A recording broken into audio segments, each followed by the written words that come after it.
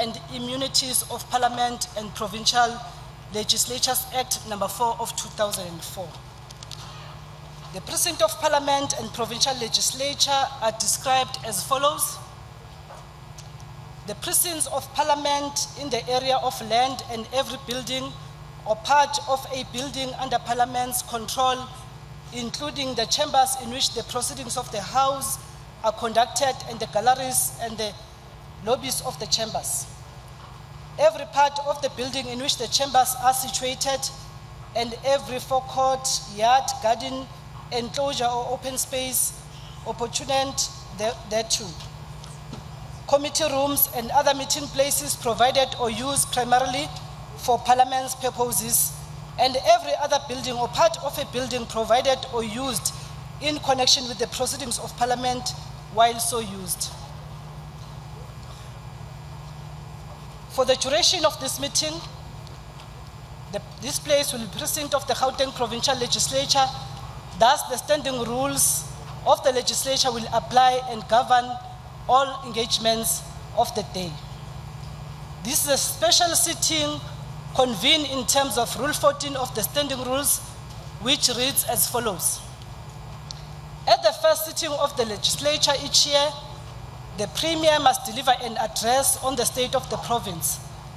Furthermore, in terms of Rule 17, subsection 3, the only business that may be conducted at a special sitting will be the business for which it has been designated. Let me therefore introduce the South African Police Services Choir, who will lead us in the singing of the national anthem in terms of Rule 8, subsection 1, subsection B, which reads as follows. The national anthem must be performed in the beginning of the opening and closing of the legislature each year. I will therefore request all members of the SAPS choir please to come into the house and take up their positions. And I will therefore request all members and guests to stand up for the singing of the national anthem.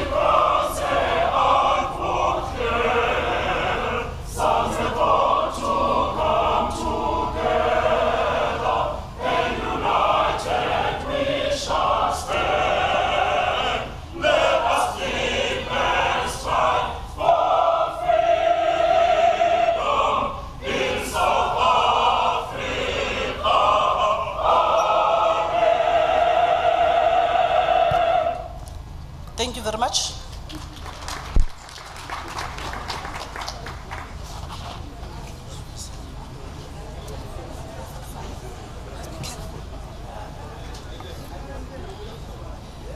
Let me take this honor to wish our Premier a happy birthday today.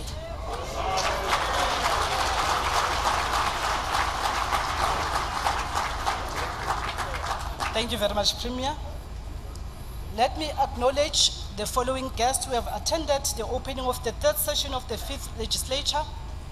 We have members from the National Parliament, the National Council of Provinces, because there are many guests, I'm not going to call them by name, but I will acknowledge all our ambassadors and high commissioners from the Republic of Guinea, Honorable Kuroma, Republic of Angola, Honorable Diakite,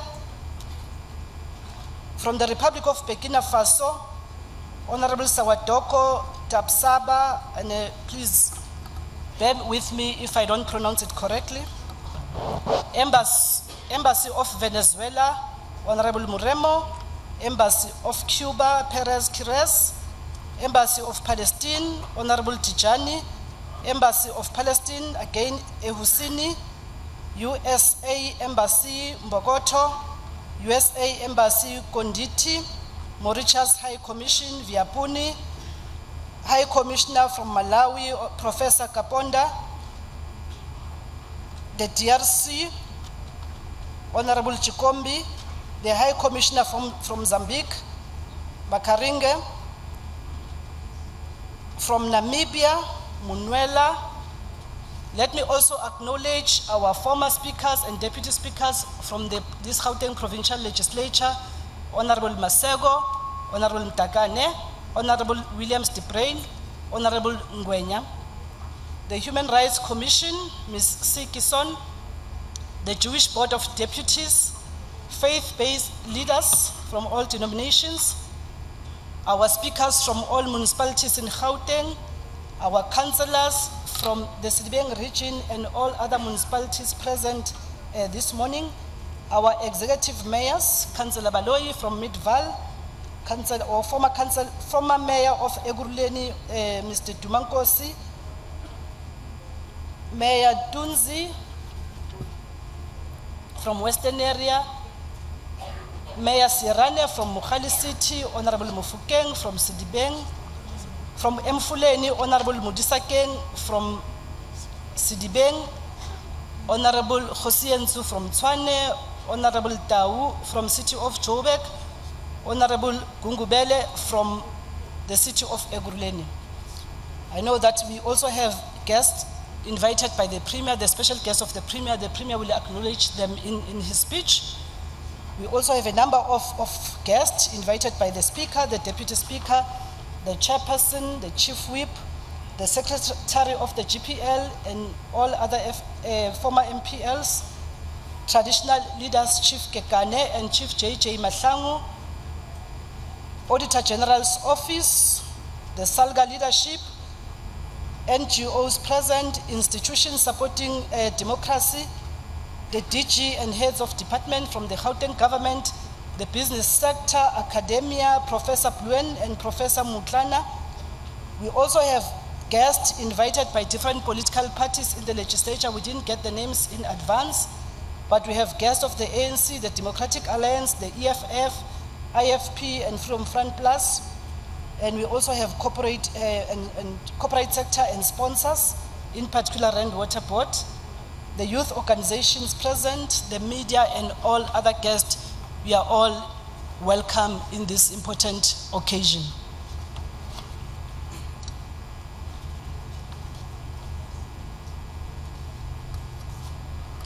I will therefore now suspend the sitting for 3 minutes in order to allow the media to take photos of the chamber in session. So media, we are invited to take photos for 3 minutes. Thank you.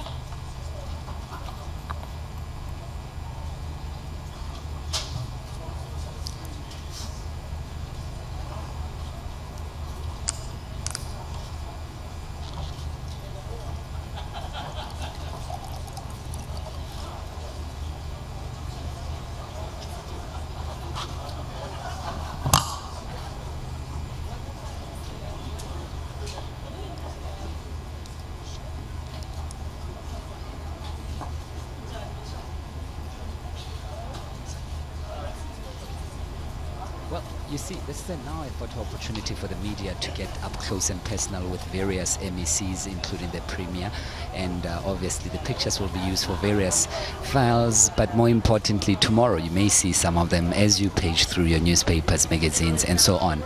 But this is important because it gives you an opportunity once and for all, so that they do not necessarily during the proceedings distract the speech, and this is just a photo opportunity. It happens each and every single year where media is given that up close and personal opportunity to be closer to the MECs, take whatever pictures that they need so that the proceedings can go on without being distracted by flashlights and the movements very close. So they will decide as to who will be getting more prominence, but I suppose that the Premier is the man of the day and the man of the hour, and he is the one who's going to attract most attention, because after all, he's the one who's going to be delivering the State of the Province address, the Premier of Gauteng, Mr. David Makhura. And obviously there are also other members of the legislature who will also get an opportunity to enjoy the pictures session. You can see on your screen different individuals. Thank and you. from far away it was MEC Faith Mazibuko. And right now, in a short while, the Premier will be called by the Speaker to address the sitting. Remember that the maize is on, and once the maize is on, it is assumed, and rightly so. Oh, now they're putting the maize on, meaning that the session is officially a legislature and the proceedings are underway. And when the maize has been removed from the stand, it means that it is just an ordinary venue, it is just a hall. But once the maize has been placed back on, it is an official gathering of the legislature, and all rules, protocols will be observed as such. To address the House.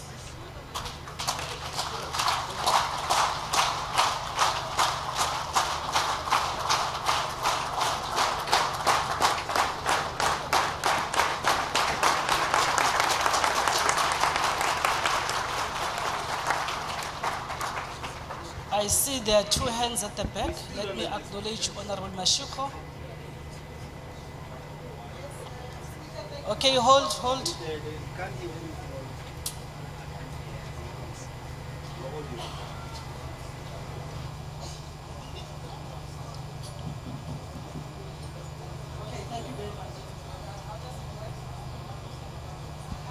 Is it on? Okay. Thank you, Speaker. I was going to raise the issue of the microphones for all members which were not here. And obviously it's a big venue. I'm rising on Rule 262A. The privilege of freedom of speech and protection, which is based on the protection of Section 117A of the South African Constitution. We sent you, specifically my office sent you, according to the rules, a notification that there are two member statements from the EFF caucus this morning. The first member statement from Honorable Member Patrick Sindane, and then the other one from myself. Thank you.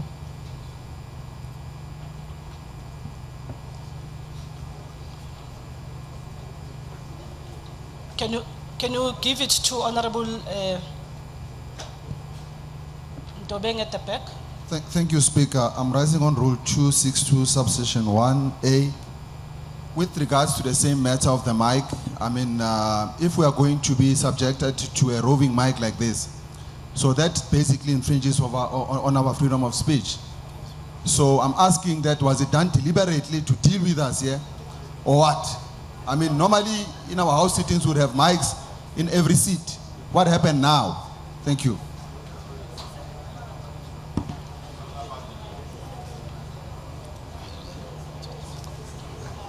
Thank you very much, honorable members.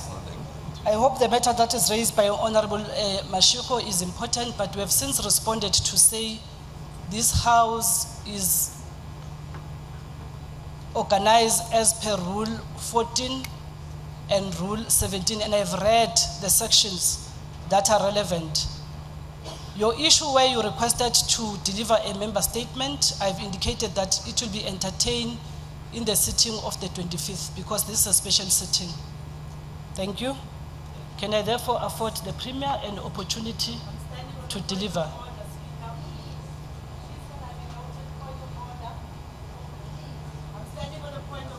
Let's hear the point of order. The point of order is that even though the sitting is arranged and we have no objection to it, according to Rule 14 and Rule 17, those rules do not say that all other rules and rights and privileges then become obsolete for this sitting. So I'm objecting. Allow us to have our member statements, particularly the one I wish to make is very important and relevant to this sitting, and particularly relevant to communities who are immediately outside and protesters who are outside the sitting. I think I have read Rule 17. I will repeat reading it again. Rule 17, subsection 3 reads thus: the only business that may be conducted at a special sitting will be the business for which it has been designated, and we have designated this as a special sitting. Therefore, I don't carry your motion. Over to you, Premier. Point of order.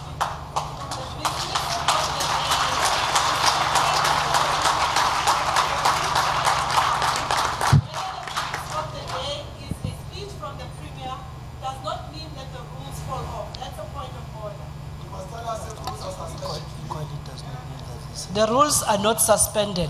Rule 17 is applicable to this sitting. Thank you, Premier.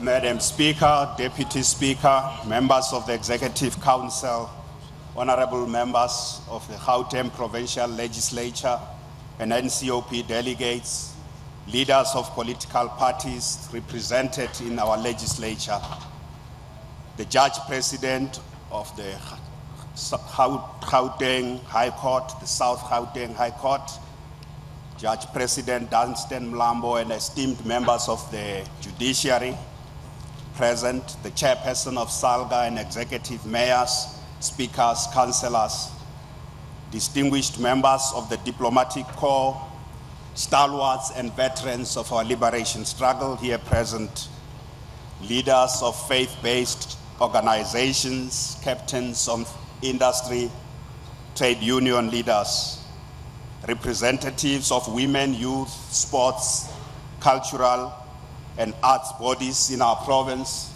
the acting provincial commissioner of the South African Police Service, and heads of law enforcement agencies, the DG in our province and heads of departments, the people of Gauteng.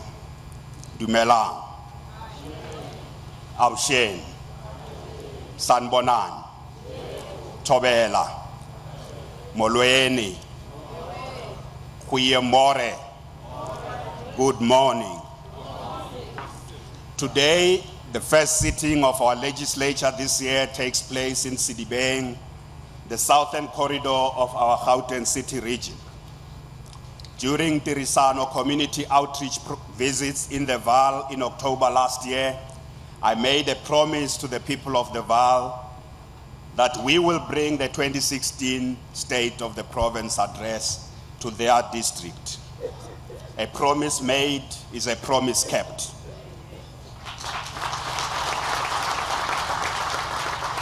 It is therefore fitting and proper that we first pay our incalculable debt of gratitude to the people of the Vaal for their sterling and irrefutable contribution to the struggle for a free, non-racial, non-sexist, democratic, and prosperous South Africa.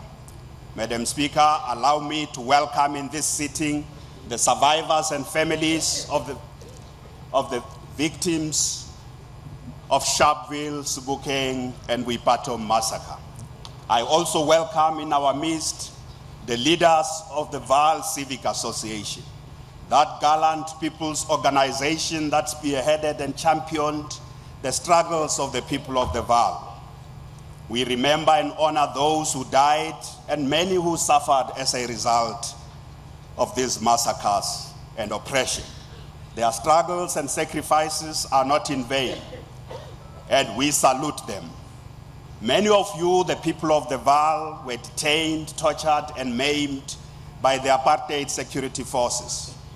Today, we honor your seminal contribution and acknowledge your untold sufferings and selfless sacrifices you made during the struggle for freedom, justice, democracy, and progress in our land.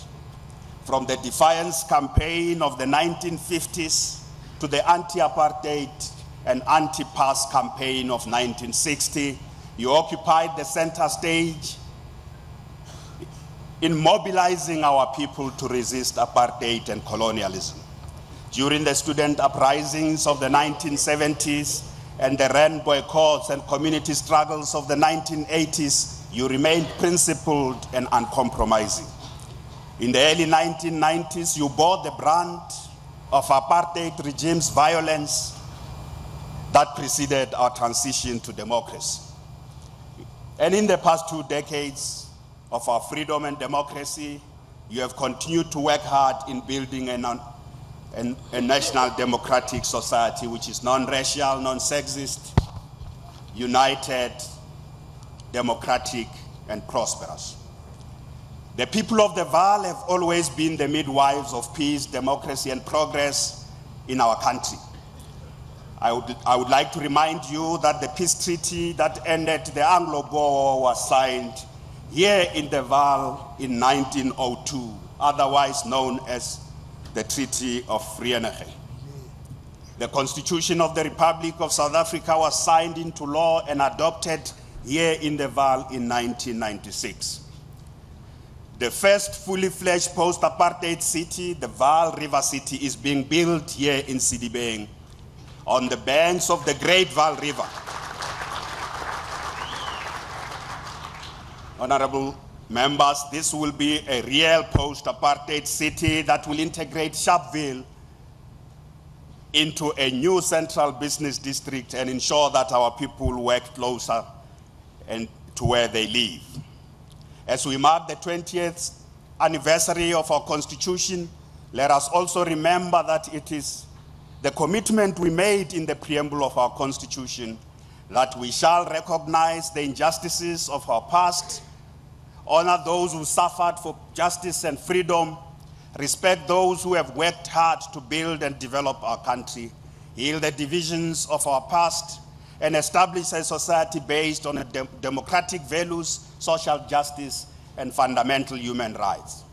Accordingly, I would like to congratulate the Sebokeng District Municipality for awarding the freedom of the district to 3 stalwarts who are the surviving Rivonia trialists. And those stalwarts are Babu Andrew Mlangeni, Babu Ahmed Katrada, and Babu Dennis Goldbeck.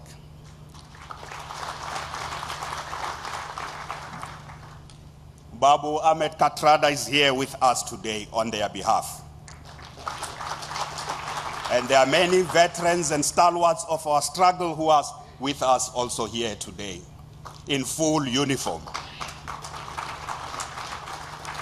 We thank the stalwarts and veterans of our liberation struggle for dedicating their lives to the service of the people of South Africa. We salute you for continuing to be the moral compass and conscience of our nation. Through force of example, you teach us the vital lessons of leadership, and that is humility, loyalty, and service to the people. You also teach us that we must always put our country and our people first at all times. You speak out and call us to order when we as leaders do wrong things that may bring our country into disrepute. You gently and firmly show us the way when we lose our way. You light our hearts and lift our spirits when our mood is low and when we lose hope. Once more, we salute you, our stalwarts and veterans. People of Gauteng, in honoring those who sacrificed for freedom and democracy and gave us a constitution of which we are deeply proud, I hereby make a clarion call that we must unite against racism and xenophobia. Let us fight racism wherever and whenever it manifests itself. Those who call black people baboons are as wrong as those who threaten to drive white students out of our university campuses. There must be no room for racists in the South Africa of our dreams. Let us unite to build a non-racial society where every citizen has the means to realize their dreams. Let us dismantle all the structural impediments which make it difficult for our people to live in peace and harmony through pushing forward with radical social and economic transformation. Our province is the most cosmopolitan and Afropolitan province in our continent, and Gauteng can and must take a lead in building a society that reaffirms our common humanity and our common national identity. I would like to announce that I will appoint a group of eminent persons who will work with all civil society organizations to open, honest, and constructive conversations on how we can build a society free from racism and xenophobia. Honorable members, as the leadership of this province, we are neither superstars nor celebrities. We are simple and humble servants of our people. Our primary task is to serve you, the people, in line with the prescripts of the Constitution of our Republic, the supreme law of our land. To us, nothing is such a permanent reminder of apartheid and colonial past than the persistent racial exclusion of black people from the mainstream of our economy. Nothing is more urgent than giving hope to our youth through quality education, decent employment, and sustainable entrepreneurship. Nothing is more troubling than the atrocious acts of gender-based violence perpetrated against millions of women and girl children in our country and province. Nothing is more offensive than acts of incompetence and corruption that feed the racial stereotype that all black people are either inherently incompetent or inherently corrupt. Nothing undermines our cosmopolitan and Afropolitan character as a province than the resurgence of racism and the ferment of xenophobia in our midst. Nothing keeps us awake at night more than the knowledge that many Gauteng residents are gripped by the fear of crime. Nothing angers us more than the senseless killing of police officers and traffic officers who are the protectors of our citizens and the upholders of our law. Madam Speaker, we cannot bemoan the economic and social problems plaguing our province. We are leaders and we are citizens. It is within our power to change our conditions and build a common South African identity based on equality, liberty, fraternity in our lifetime. We will restore hope and build unity amongst the people of Gauteng. Over the past 21 years, the ANC-led government has done a lot to improve the quality of life of millions of our people. We are fully aware that we still have a long way to go, and we shall not rest until all South Africans enjoy the full fruits of freedom and democracy, regardless of race, ethnicity, class, gender, religion, or origin. In the past 21 months in particular, the ANC-led Fifth Administration has been implementing a bold program of transformation, modernization, and reindustrialization, otherwise known as the TMR. In the State of the Province address that I am delivering, I'll give a full report back on the progress we are making and the challenges that we are facing in accelerating the implementation of our program. Honorable members, the government I have the honor to lead believes in evidence-based governance and policy making. So today we will provide evidence that our province is increasingly ensuring that it takes its rightful place as the pace setter in many areas of government performance. A clean and competent bureaucracy driven by high performance culture is necessary in a developmental state. There's evidence that through Ntirisano, we are changing the way government works in our province. The ability of public officials to deliver on their plans and commitments is crucial in any thriving democracy because it enhances public confidence. We can't just talk and not implement. Gauteng will become, in our lifetime and during this term, a corruption-free province. It is important to ensure that public resources are directed to the benefit of all our people.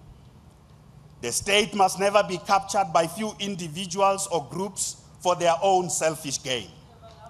Even in the most difficult global and national economic situation, we will provide evidence that this province has the enormous potential to create more jobs and grow our economy in an inclusive manner. We remain the industrial hub of our country and the SADC region, and we are taking bold steps in driving infrastructure development, innovation, investment, institution building, regional integration, inclusion, and industrialization and reindustrialization, in line with the National Development Plan and the TMR. As the pioneers of the township economy, revitalization, we are also making great strides in empowering township-based enterprises, cooperatives, and SMMEs in our province. We will demonstrate that the township economy is becoming a beehive of activity with regard to innovation, entrepreneurship, empowerment, and decent employment. Madam Speaker, we are taking a lead in the modernization of the public services through the introduction of the ICT in education, in the health sector, in community safety, and in general citizen services. During my inaugural State of the Province address delivered in Thokoza Township in June 2014, I made a commitment that we will change the way government works. Before the launch of the Ntirisano program, Gauteng was engulfed by violent community protests on a daily basis. Evidently, there was a growing dissatisfaction with the way government works and the way government interacts with our people. Regardless of how well government was trying to deliver, it was loud and clear that there was a trust deficit between communities and government officials. Essentially, the problem was not only about delivery of services, but it was also about how service delivery is undertaken. Honorable members, the launch of Ntirisano has turned around the mood in our communities in an unprecedented manner. Through a proactive and participatory approach to problem solving, we are restoring levels of trust between ourselves as government and communities on the ground. Honorable members, Ntirisano is as much about improving the pace of service delivery as it is about breaking the mold of bureaucratic inertia in the state and in the way we work. It is about working together with communities in solving problems and making government officials and service providers more accountable to the people. Ntirisano has already received independent acknowledgement from the Municipal IQ Monitor, which reports that service delivery protests in Gauteng have decreased from 21% to 15% in the past 12 months. Honorable members, this is the most dramatic decline in the past decade and a half. And what is the 2015 Municipal IQ report have to say about what's happening in Gauteng? And I quote, "It is evident that Gauteng, although still the most conflict-ridden in 2015, the level of violent protest has decreased in the province relative to the past 10.5 years. With this kind of experience, the outcomes of the Premier's war room to address grievances of protesting communities before they spiral into violence deserves keen attention, especially with the preliminary indications that levels of violent protests have been receding." The people of Gauteng, this is a testimony that we listen and we act about your concerns. So together we can grow. Whilst we are encouraged by these developments, we will not be complacent. Team Gauteng, which includes all the MECs, the executive mayors, and myself, will continue to spend more time out there on the ground solving problems with our communities, unblocking delivery of infrastructure projects, and getting our economy to work for all of you. We are governing with urgency, with a greater sense of integrity, and with transparency. The people of Gauteng, we know that you are intolerant of a government that fails and a bureaucracy that is incompetent. We know that you want a government that honors its commitments. We know that you want this province to succeed. We know that your view is that failure is no option. Incompetence is impermissible in our province, and corruption is totally unacceptable. We are particularly encouraged that 19 of our departments and agencies, including the Office of the Premier, achieved clean audits in the 2014-2015 financial year. Honorable members, only one department and one agency did not meet our expectations. Although the Department of Health has not met our expectations of an unqualified audit, there is significant improvement in its finances and service delivery response. I'm very confident that this department will join the list of clean audits during our term of office. The leadership of the department has been placed on very strict performance terms to fix the public health care system in this province. To demonstrate that we mean business, I've already taken a decision to change the leadership of G Fleet, our fleet management company that has repeatedly obtained negative audit outcomes from adverse to the disclaimer in 2 consecutive years. That leadership has been changed. Similar action will be taken where departments and agencies show serial poor performance. There shall be consequences for poor performance and unethical behavior. We mean business in Gauteng. It is important to also report that last year, most of our departments spent 99% of their infrastructure budgets. This is very commendable. It's a commendable achievement given the history of underspending on infrastructure in this province. We are also cracking the whip on the departments who are not paying service delivery providers on time. 10 out of 14 of our departments have achieved 90% compliance with the payment of service providers within 30 days.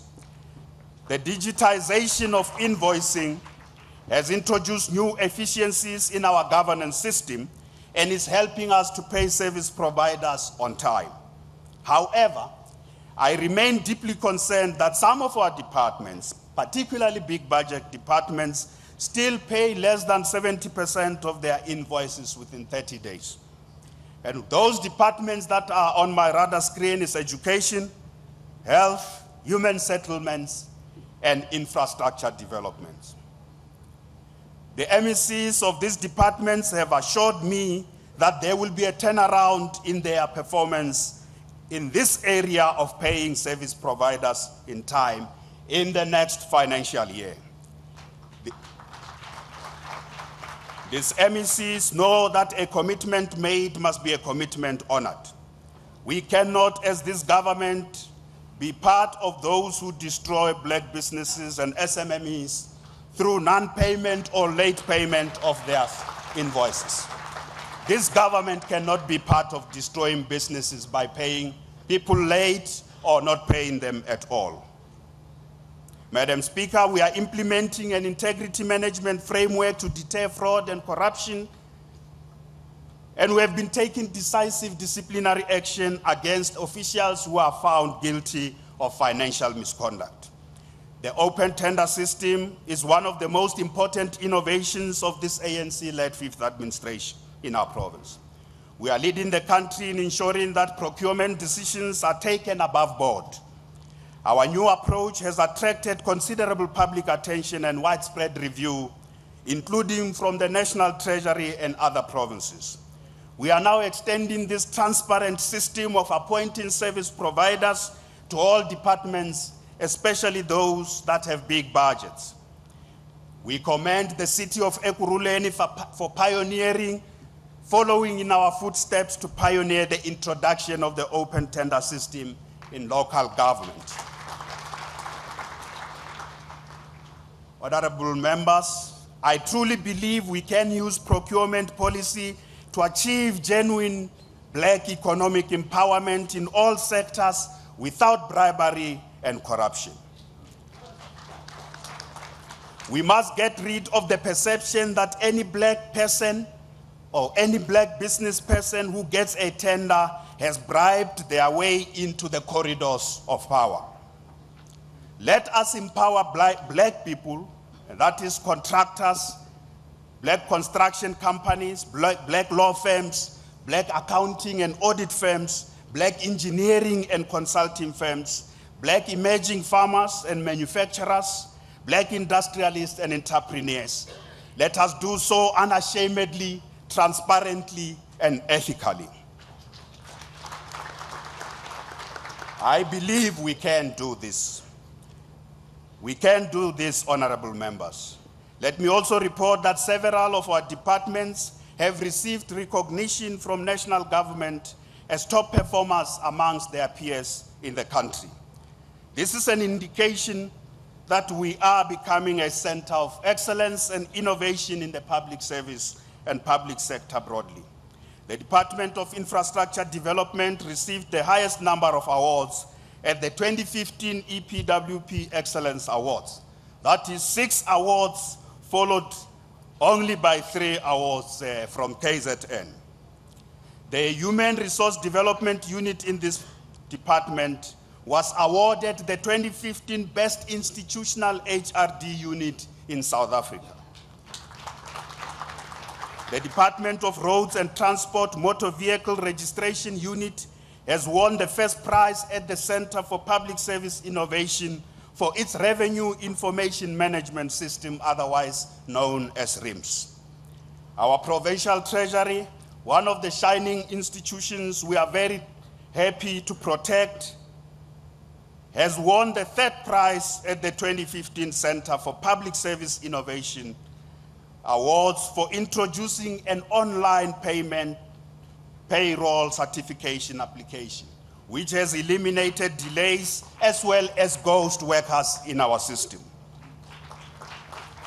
Honorable members, there are other centers of excellence I will return to during this address, including in municipalities.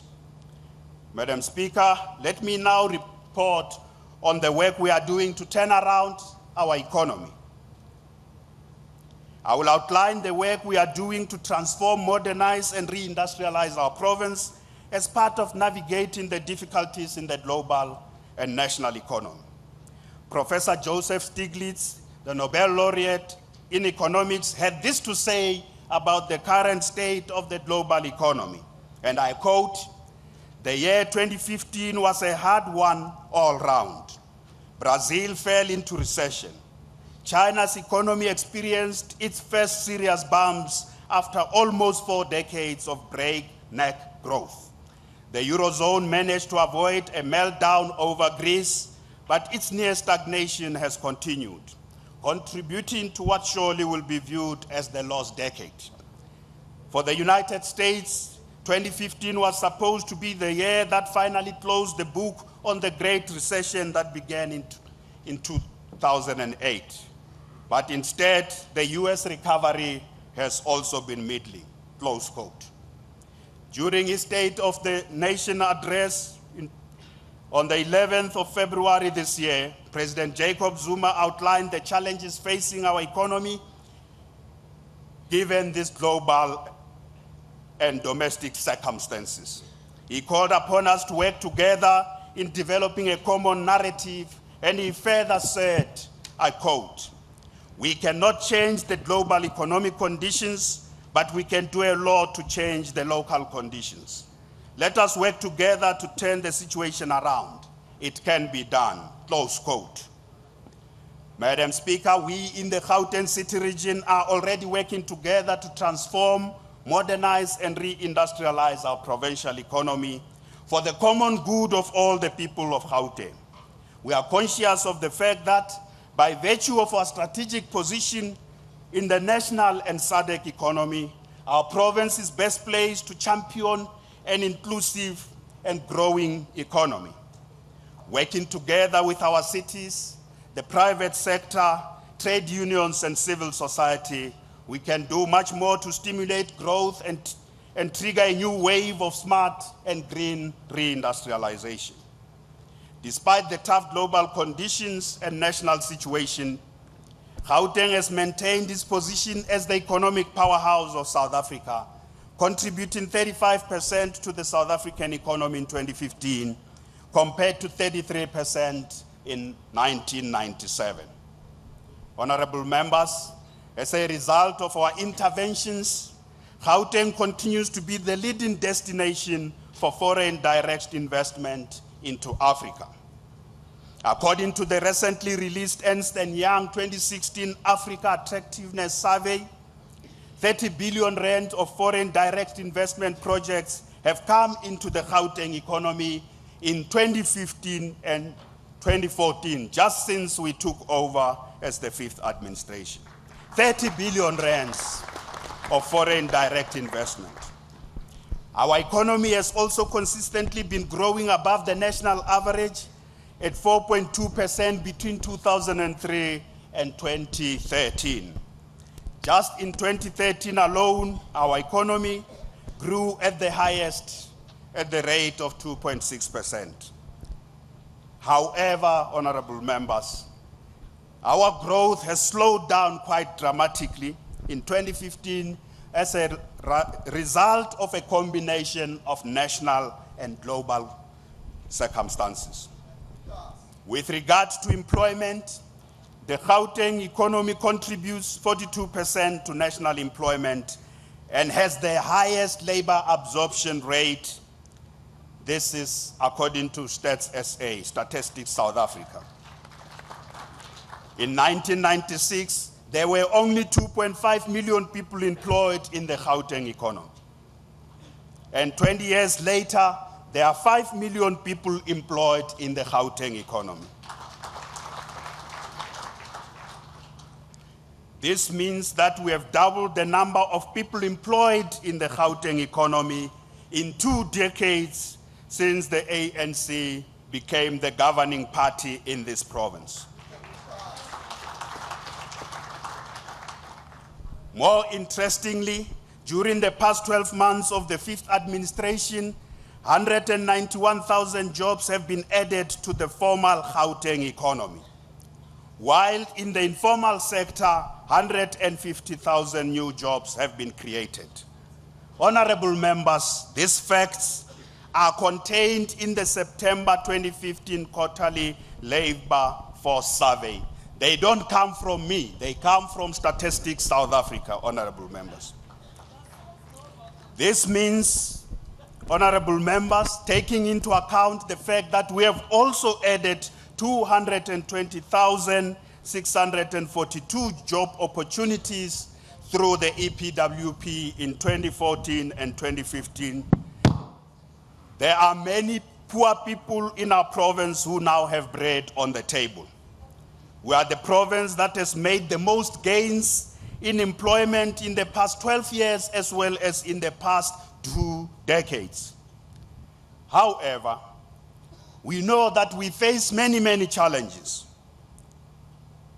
And most of these challenges either arise from rapid urbanization or the structural problems of our economy.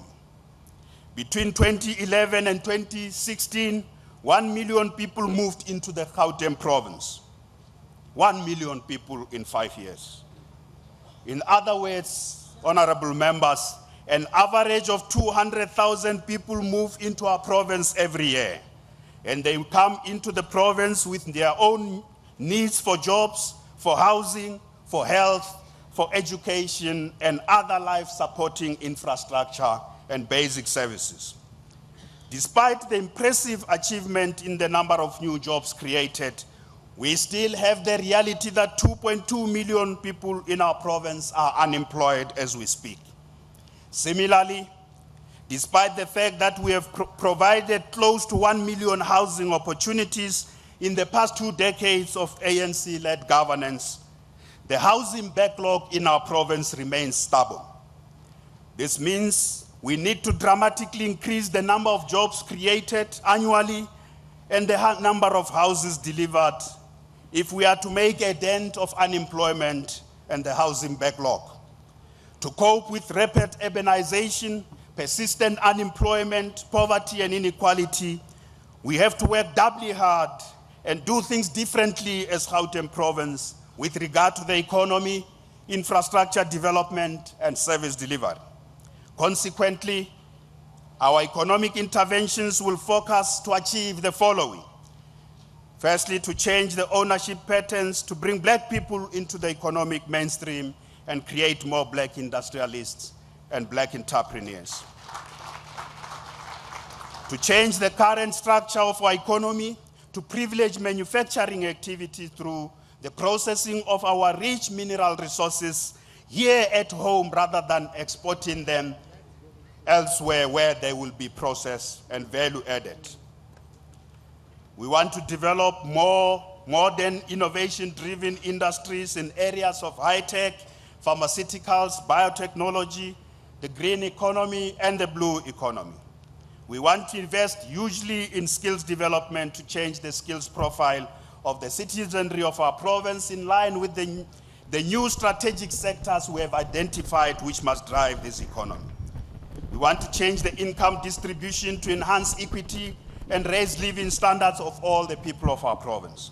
We want to transform the apartheid, spatial economy, and human settlement patterns to integrate economic opportunities, transport corridors, and human settlements.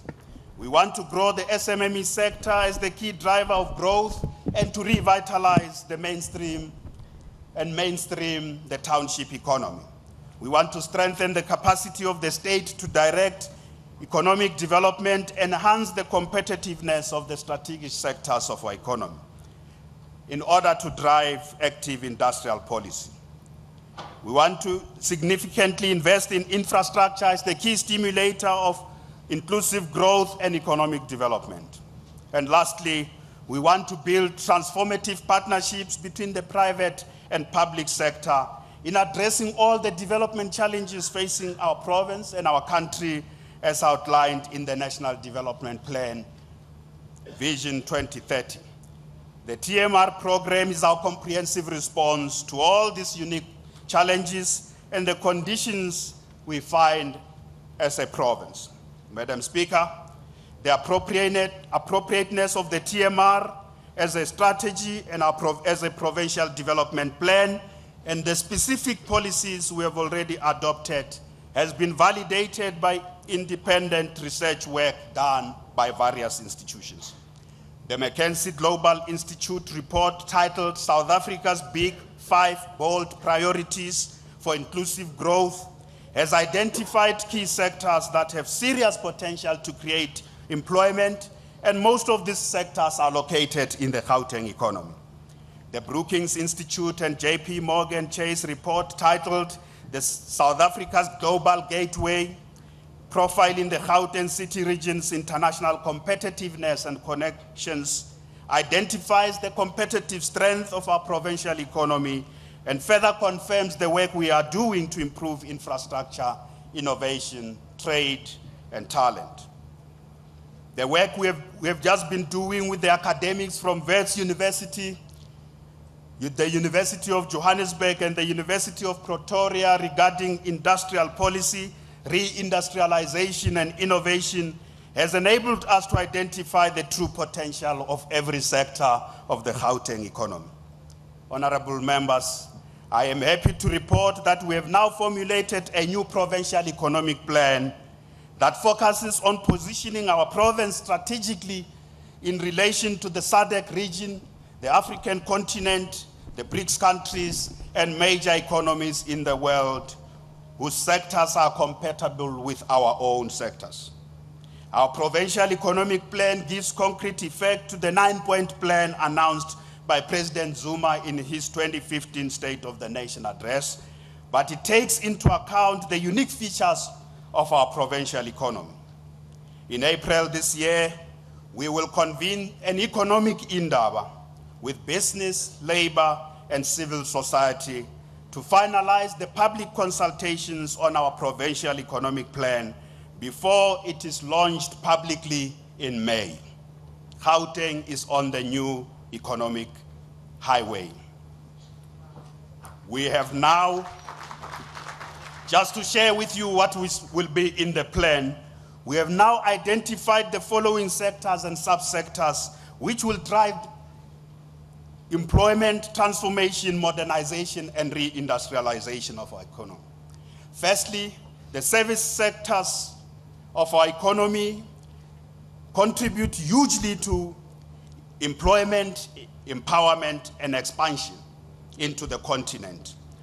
Most of the jobs in the Gauteng economy are now generated in the services industries. In particular, we will pay attention to finance, trade and retail, business and professional services, business tourism and hospitality, transport and communication, construction and real estate, as well as business process outsourcing as key areas of focus in the services sector. With regard to manufacturing and its subsectors, we will continue to pay full attention to reindustrialization. We will focus on those areas of manufacturing, including its subsectors and industries that also contribute hugely to employment, empowerment, and the export potential of our province. The automotive industry, mining, capital equipment, manufacturing, petrochemical products, rubber and plastics, electronics and ICT components, biotechnology and pharmaceuticals, furniture manufacturing will also be key areas of our manufacturing sector. With regard to mining, we know that Gauteng is no longer a mining province a century later. However, we remain a locomotive of mining services and the manufacturing of mining equipment for the African continent.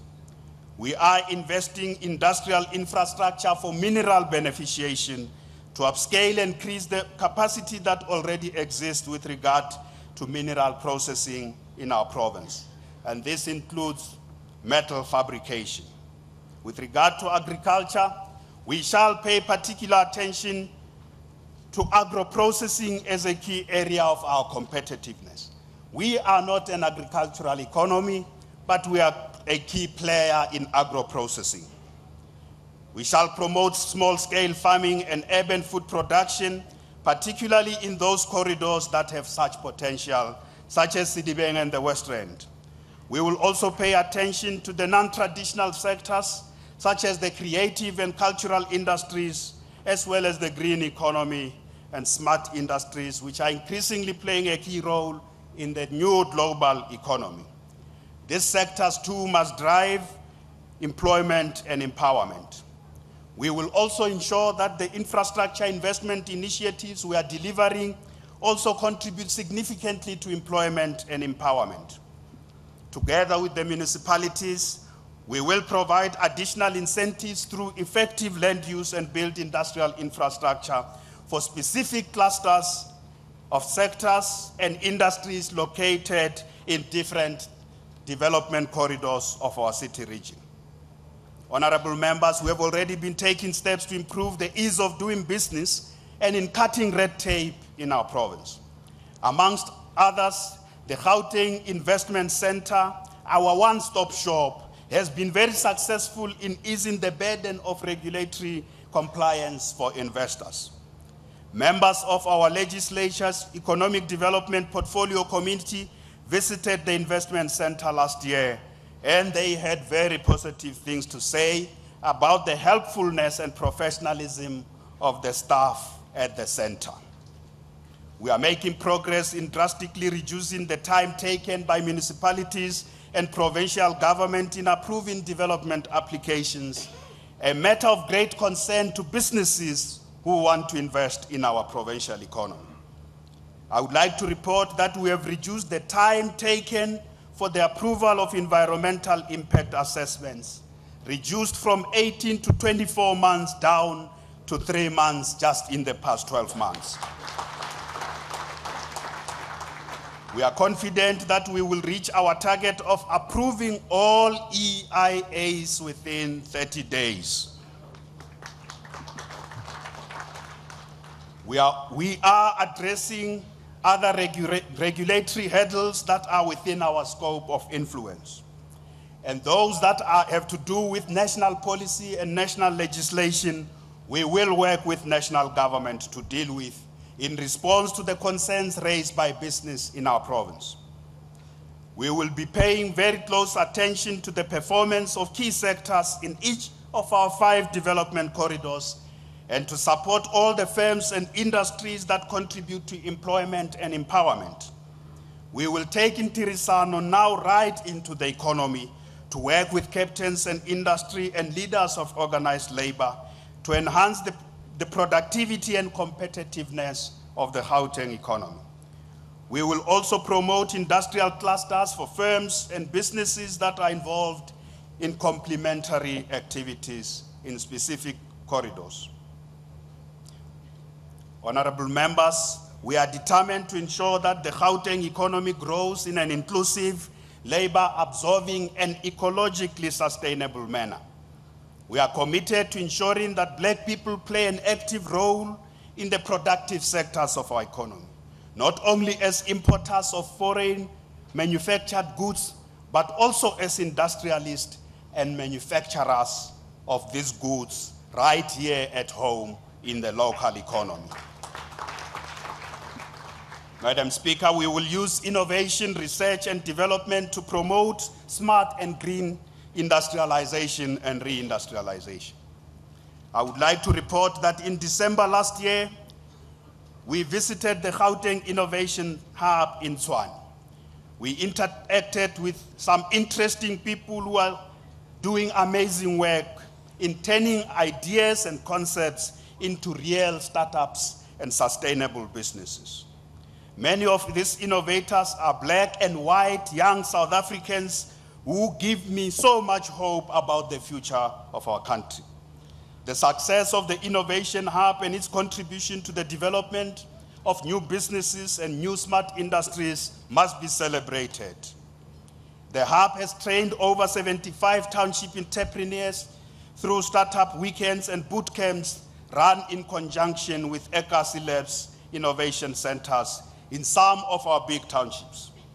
eNCA Labs focus on supporting entrepreneurs, particularly the youth, with their innovations and to fast-track the establishment of sustainable and innovative businesses.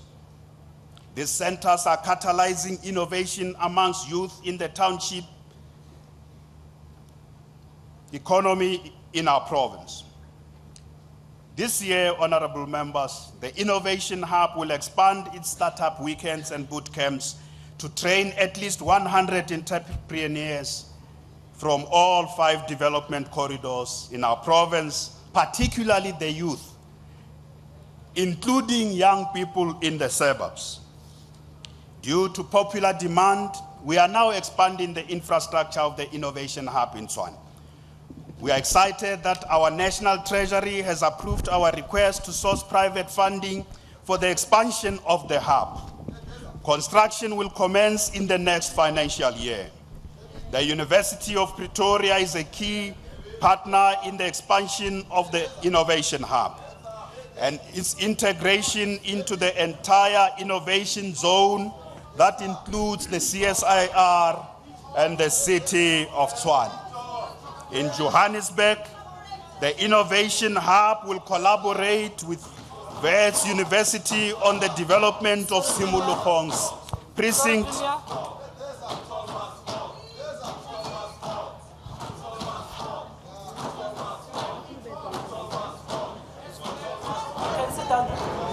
Media, you're not Media.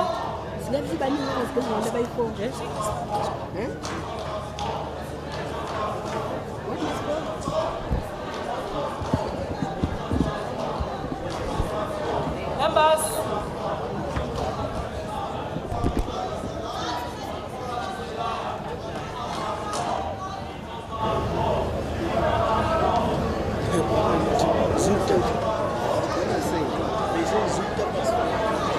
Honorable members, can you sit down, please?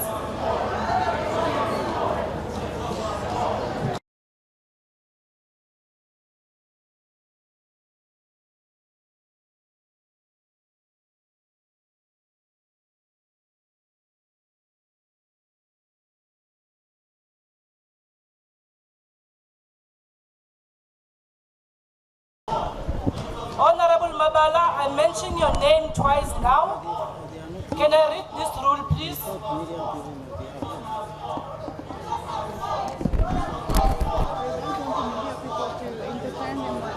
First, let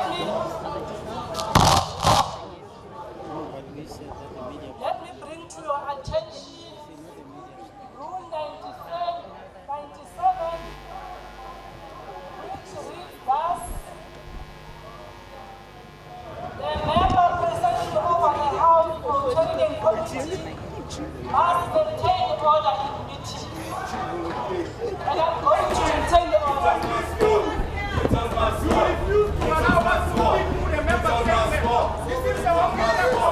Honorable Sindane, can you have respect for the presiding officer?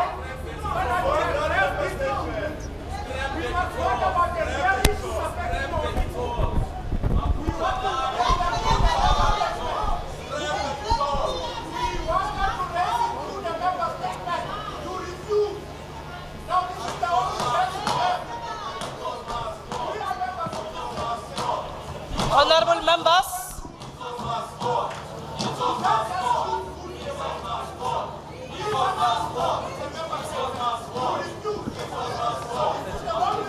let me therefore rule in this particular fashion. I want to bring to your attention Rule 99. Rule 99 reads thus: the member presiding over a house or chairing a committee meeting may order a member to withdraw immediately from a meeting in the event that member doesn't conduct himself or herself in a manner that is required of the rules.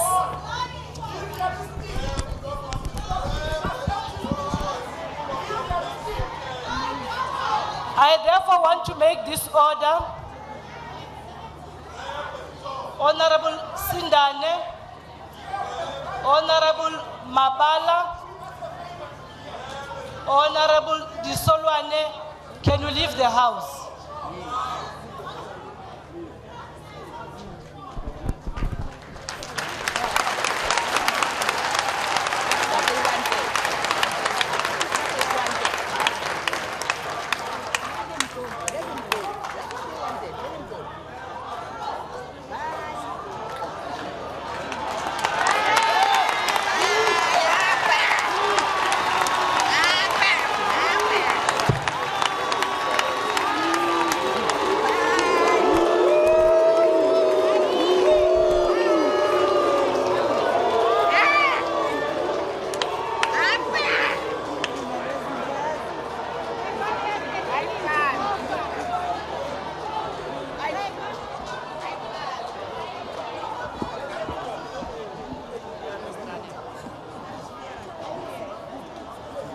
Thank you very much.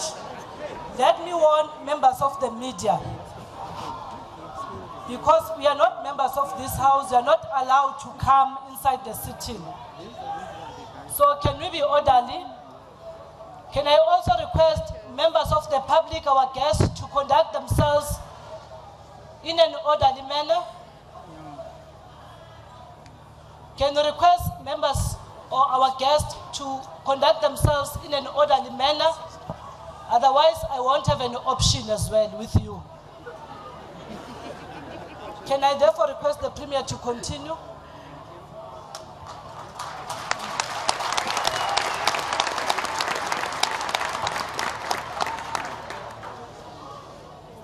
Thank you very much, Honorable Speaker. I was on the Innovation Hub in Tshwane.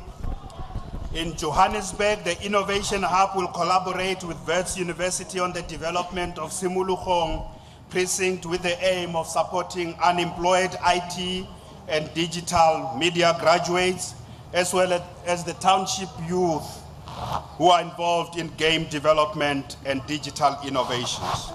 The city of Johannesburg is a key partner in this Innovation Hub precinct in Braamfontein. We will continue to strengthen partnership with all Gauteng universities, that is the University of South Africa, Wits University, UJ, UP, VUT, TUT, and Sefako Makgatu. We are doing this, Honorable Speaker, to collectively drive a progressive development agenda and innovation and re-industrialization. Madam Speaker, let me turn my attention now to the township economy, a subject very close to my heart. As part of our drive for radical economic transformation, we have firmly placed the township economy revitalization on the national agenda. We have put a policy in place and set aside resources. We have made a clarion call to action, and township entrepreneurs have responded overwhelmingly. In the first full year of the implementation of the township economy revitalization strategy, I'm happy to report that the provincial government is currently spending 1.8 billion rands procuring goods and services from township entrepreneurs. In addition, honorable members, our municipalities are collectively spending 1.6 billion rands in supporting township enterprises. So we have already reached our target, our one-year target of 12%, which we had set for 2015-2016. And we are certainly gaining momentum and speed towards spending at least 30% of our procurement budget on township enterprises by 2019. Honorable members, you may not be aware that before the adoption of the township economy revitalization strategy, only 400 township enterprises were benefiting from our procurement spend. As of January this year, that number has tripled, and it is at 1,805 township enterprises that are now benefiting from our procurement spend. We have registered 5,321 SMMEs on our procurement database that are based in our townships. We want these enterprises to be sustainable, to grow employment and become involved not just in services, but also in manufacturing and export. We are pleased to report that the following township hubs and industrial parks are undergoing renovation as we reported and committed ourselves in the 2015 State of the Province Address. And what are those? Is Orlando, Saltsville, Kutzong, Hammanskral, Mabopane, Alexandra, and Enedale. We will complete them at the end of March. We are also intervening, honorable members, to support township entrepreneurs in the automotive sector. Abu Mechanic. Already, our emergency medical services vehicle repair hub in Winterveld is repairing, servicing, and maintaining our ambulances using township mechanics. The Katlehong, Soweto, and Kagiso Township industrial hubs will be accredited this year to open so that they too can service our vehicles. In the West Rand, we have 577 township enterprises that are being supported by this government. Here in Sedibeng, we have supported more than 250 township enterprises that are currently benefiting from our procurement spend and we will increase this number in the next financial year. Honorable members, those who may not know, the township economy in this region is one of the most dynamic with regard to local manufacturing, particularly agro-processing and metal fabrication. Township people here are manufacturing and producing amazing things, and they need our support.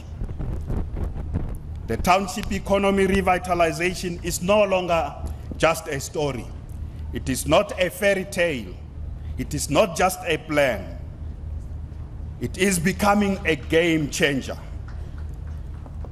We have honored our commitment to revitalize the township economy. And I'm happy to say behind all the numbers I have referred to, there are real people and real enterprises. And some of those people are with us here today. They have taken time out of their busy schedules as entrepreneurs, because it is a hectic schedule to be an entrepreneur, to join us here today. I would like you to join me in welcoming Tabisen Dikotsi, who together with others formed a cooperative bank, YWBN, established for providing financial services to its 245 members in the construction sector.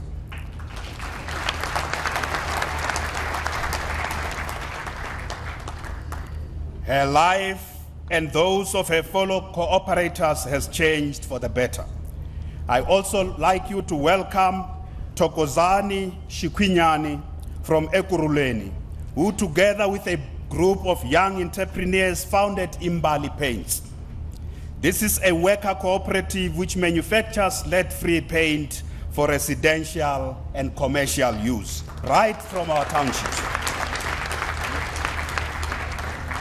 I would also like you to welcome Witumelo Rampeng, who manages the Garankuwa Eco Furniture Cooperative, supported by the Department of Environment and the City of Tshwane. And this cooperative manufactures school desks and other furniture using invasive alien plants.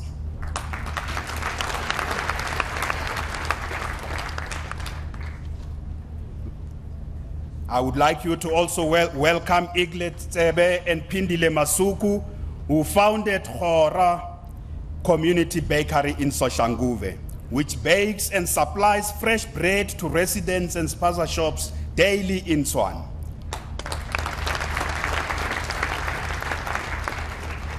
Honorable members, I had the honor to visit Hora, and I tasted their bread, and it is mouth-watering.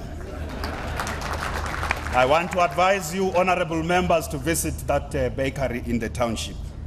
But you must buy the bread when you go there. I also like you to welcome Tsepo Rampatla, who established Reiterates Car Wash Cooperative, which operates in Mamelodi and also services Tshwane Metropolis fleet. I also had the honor to launch the car wash and participate in washing a car of a senior citizen, together with the mayor of Tshwane. I want you to welcome Duncan Mutswahaye, who is involved in plastics manufacturing in the city of Johannesburg.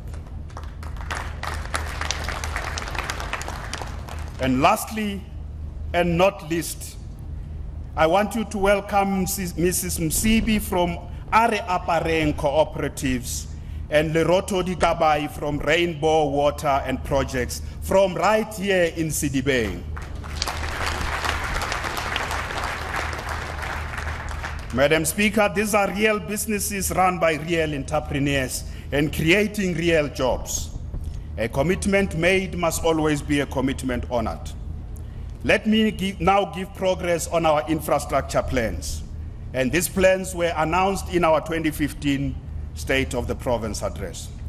We indicated that the provincial government will spend more than 30 billion rands, while our municipalities will spend more than 94 billion rands over the MTF period on infrastructure. Our focus will be on energy, broadband, public transport, water, and sanitation. In July last year, we held a very successful inaugural Gauteng Infrastructure Investment Conference in order to mobilize support and develop a common approach on the infrastructure requirements of our Gauteng city region. I must say we received an overwhelming support from key stakeholders in the infrastructure conference with regard to our infrastructure plans.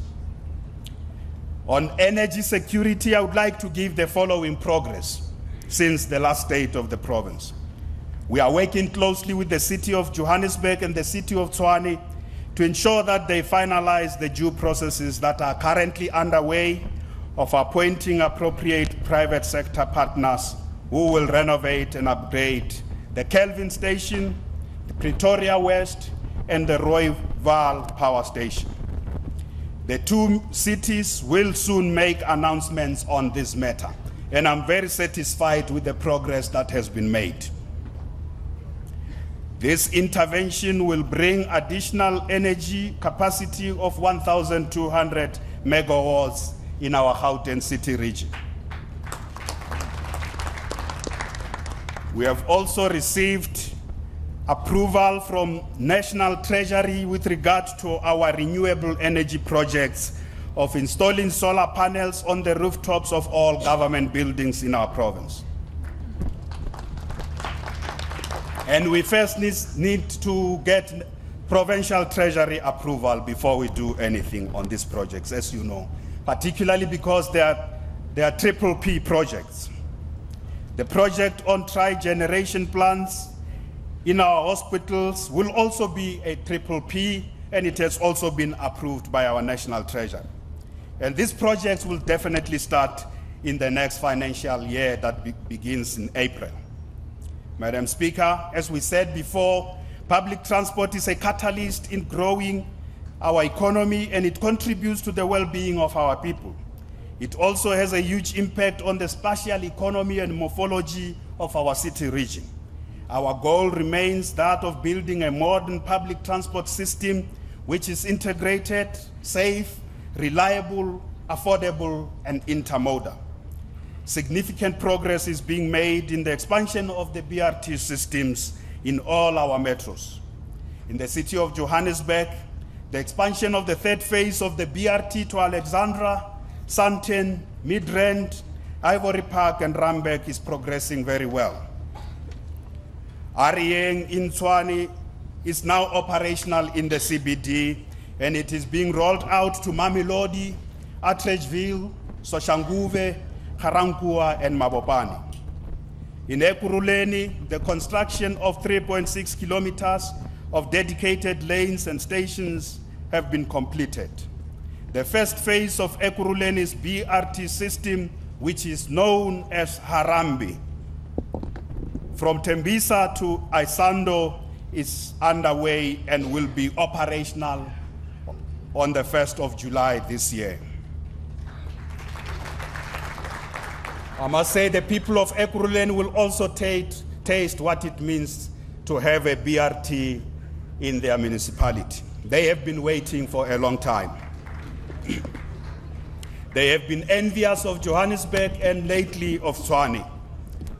And the people of Sedibeng and the West Rand, we are also coming to you. People of Gauteng, I would like to also report about the work we have been doing with the taxi industry.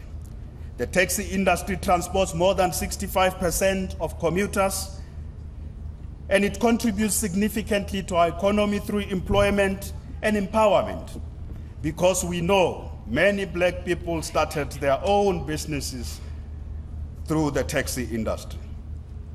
Even as there are problems, we must never forget that the taxi industry also requires to be integrated in our public transport system as all the others are being integrated.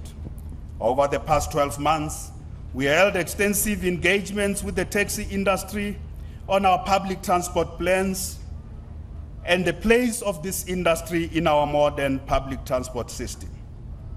We are also aware that many taxi operators are either operating on the routes that are saturated or are applying for taxi operating licenses for these routes that are not profitable.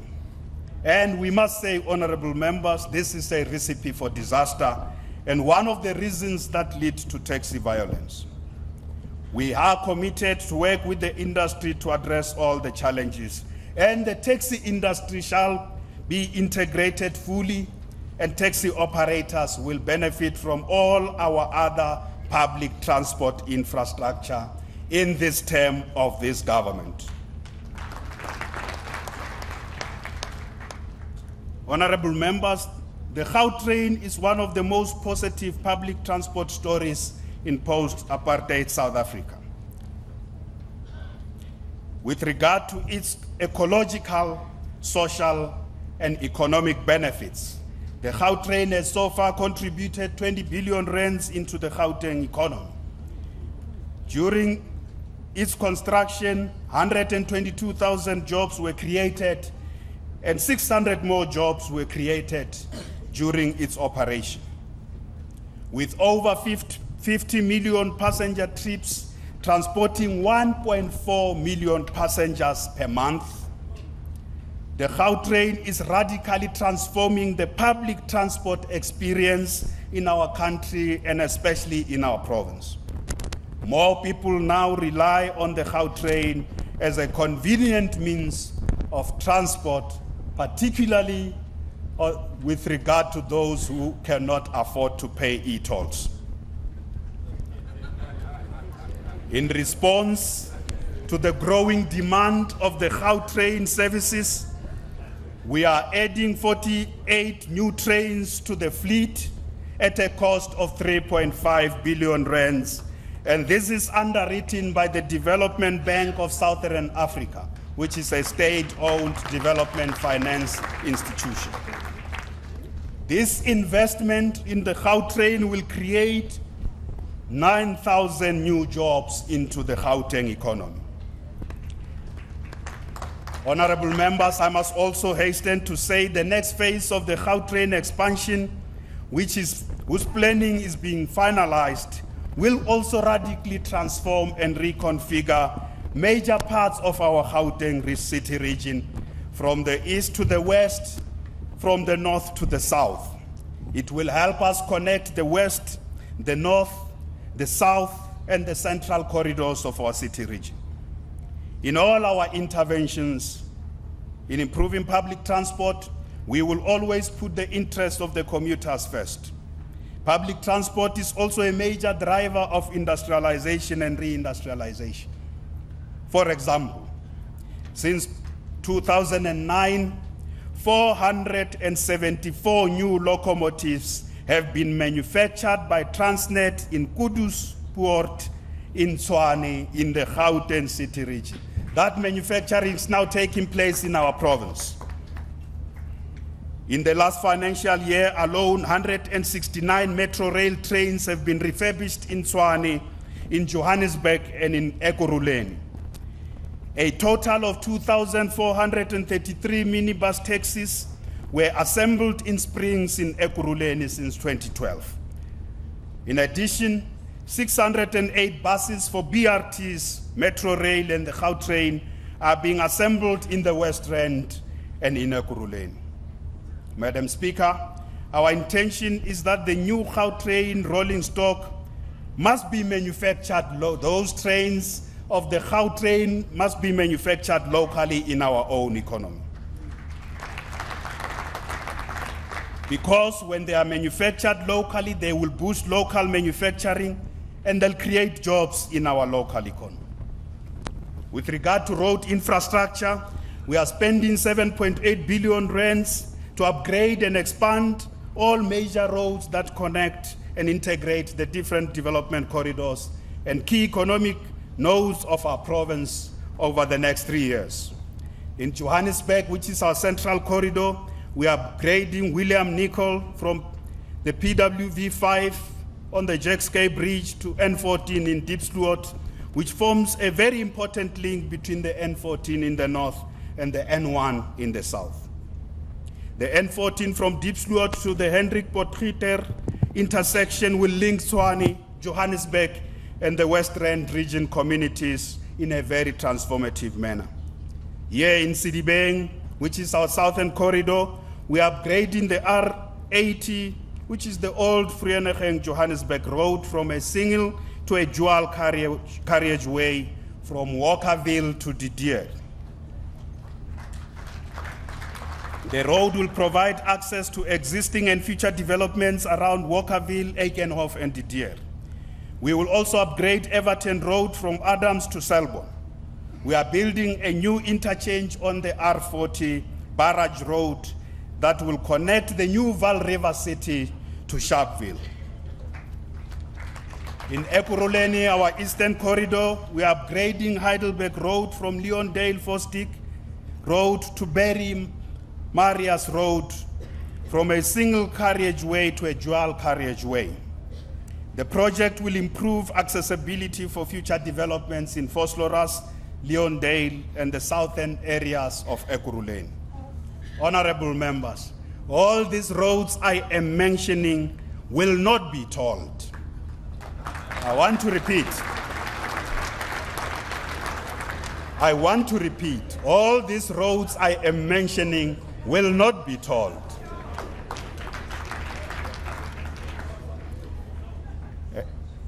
I want to repeat, all these roads I have mentioned will not be tolled. As you will recall, we reviewed the impact of e-tolls on the people of our province, and this led to a new dispensation that is currently being implemented with significant concessions. However, in many meetings I have addressed since the announcement of the new dispensation, I have heard motorists who say that they are not paying the e-tolls due to affordability, rather than due to the fact that they are part of a campaign of civil disobedience. I want to repeat. They are saying they are not paying e-tolls due to affordability, rather than being part of a campaign of civil disobedience. So affordability is the issue. The issue is not civil disobedience or civil defiance. The issue is affordability.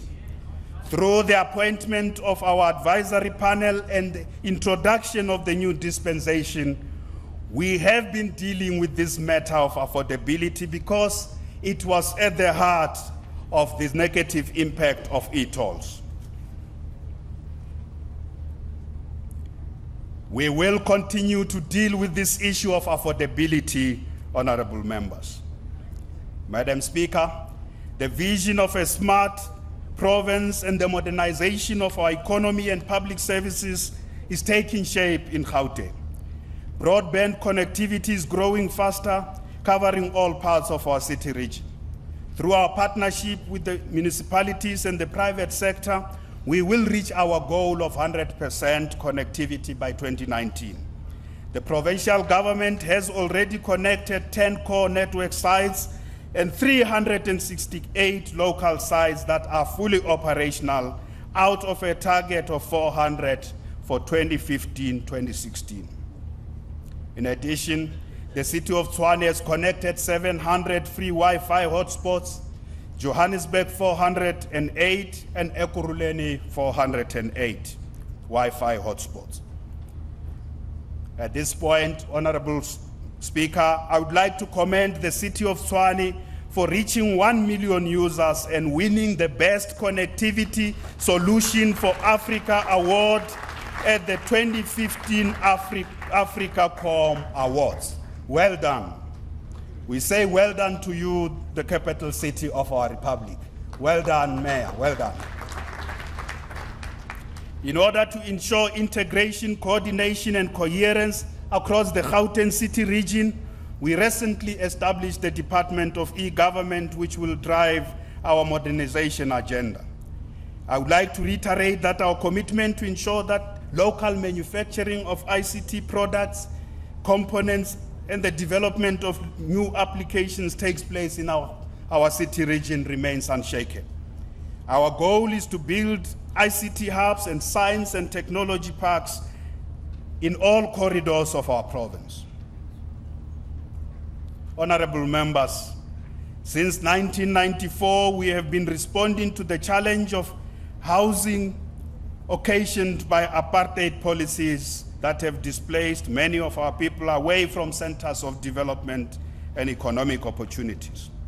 In response to this challenge, we have delivered more than 900,000 housing opportunities to provide decent shelter to the people of Gauteng. More than 900,000 housing opportunities. Despite the rate of our delivery and interventions, many of our people do not have access to shelter due largely to rapid in-migration. As I have said earlier on, more than 200,000 people move into our province every year. In the 2015 State of the Province address, we announced our intervention. And that intervention is what we called mega human settlements and new post-apartheid cities, which will be undertaken across the Gauteng city region. And this will be done with the private and public sectors. Once more, the evidence that Gauteng is a construction site is indisputable. The cranes are up and construction is underway at Savannah City, not far from where we are. In Sandton City, Steyn City, Waterfall City, the Tshwane West Capital, and the Africa Gateway in Centurion. We are pleased to also announce that initial work regarding the development of the new Lanseria City and the Vaal River City has started. However, I must report to this House that there have been delays in the rollout of bulk infrastructure which have slowed down the momentum, particularly of these two post-apartheid cities. We will work with municipalities to unlock these delays. As we have pointed earlier, the ANC-led government has done tremendously well in providing housing opportunities to more than 938,000 people in the past 20 years in Gauteng. Now that is the precise number. Earlier on I said more than 900,000. The precise number is 938,000. The rationale for introducing mega human settlements is to respond to the reality that building few houses in outlying areas will not address the fundamental needs of our people and will not resolve the spiraling housing backlog. We need to deliver significantly larger numbers through high-density human settlements that are integrated into the economic nodes of our province, so that people live closer to economic opportunities. This requires better capacity in our human settlement departments, in municipalities and our provincial government. And it also requires partnership with the private sector. In the current financial year, we have delivered close to 20,000 stands and housing units in the 5 corridors across the province. Owing to the institutional and capacity constraints, our performance in housing delivery is not impressive.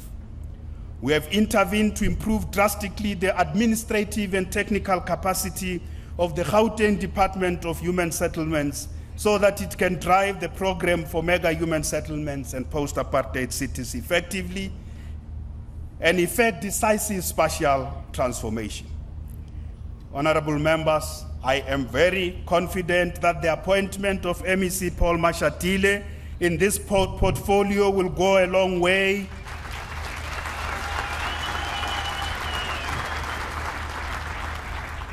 in improving coordination with municipalities and in fast-tracking the delivery of mega human settlements and post-apartheid cities.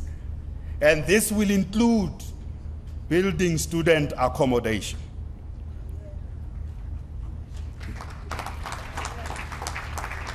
We have done well in setting out the vision for human settlements.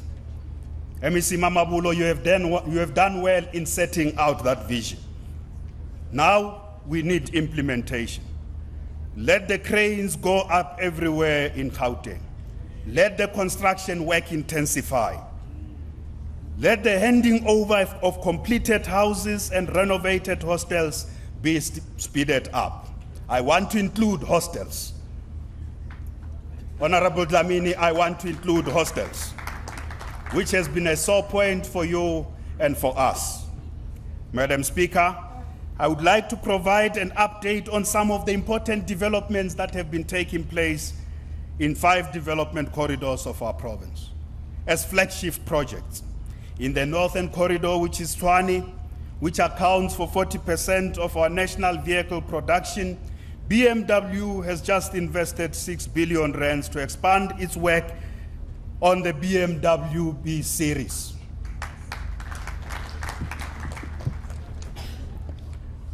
And that's the X1, the X series. In addition, there is an increase in the levels of production at the Nissan plant in Roslyn.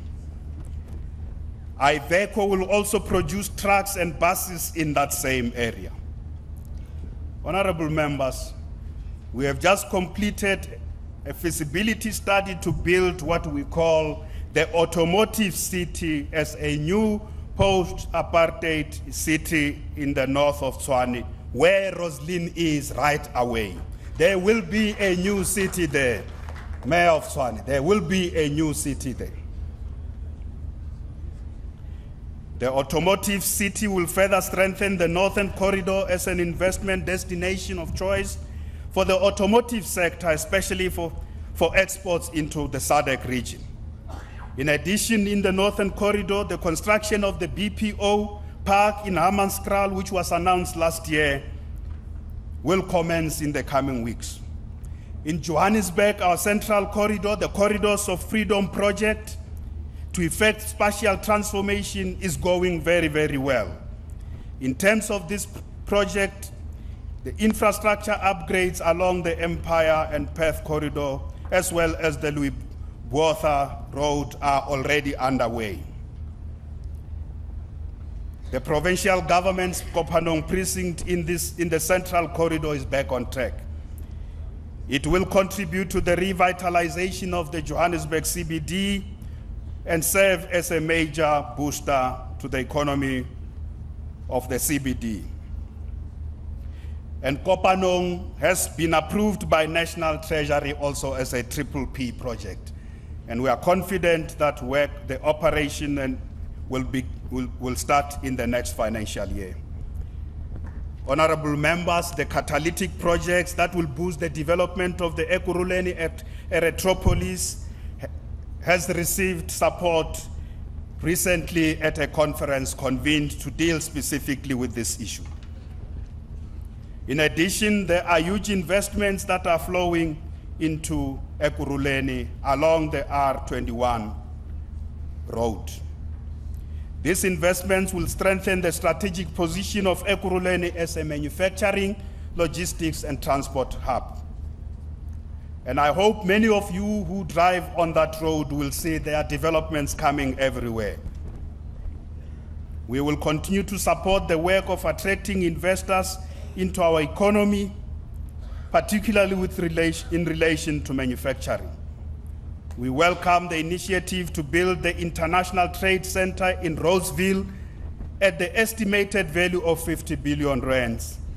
The Aviation Simulation and Training Center estimated at 2 billion rands, and the Green Reef development estimated at 50 billion rands. All these developments in the Ekurhuleni municipality will change the face of that economy. Honorable members, to us, the recent discovery of Homo naledi not only points to the unique and significant role that Africa plays in the origins and the development of humankind, but is also a game changer. Please join me in congratulating Professor Lee Berger, who is here with us today, and his team of paleoscientists from Wits University for this major work of scientific discovery, Homo naledi. I would like to indicate that more new discoveries will be announced this year. The professor has assured me there's more to come at Maruping. Naledi has massive positive implications for tourism in the city region and particularly in the West Rand, which is the cradle of humankind for us, the area Maruping. Honorable members, I have good news that just since the discovery of Homo naledi, the number of people who visit Maruping has increased to 150,000 rands.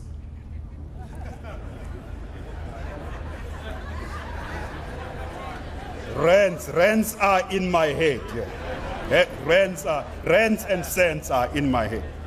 That's the job of the MEC. 150,000 people, not rands.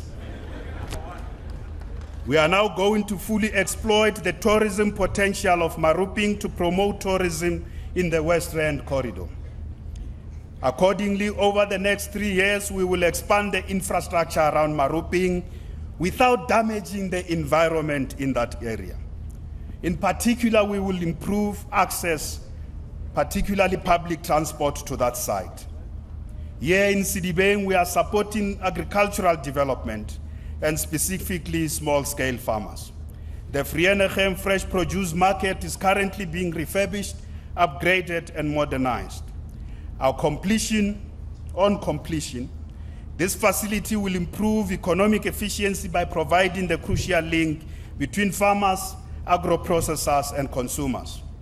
In last year's State of the Province address, we made a commitment to target 32 black farmers for support in planting barley to be supplied to Heineken factory, and we have now profiled all these 32 farmers.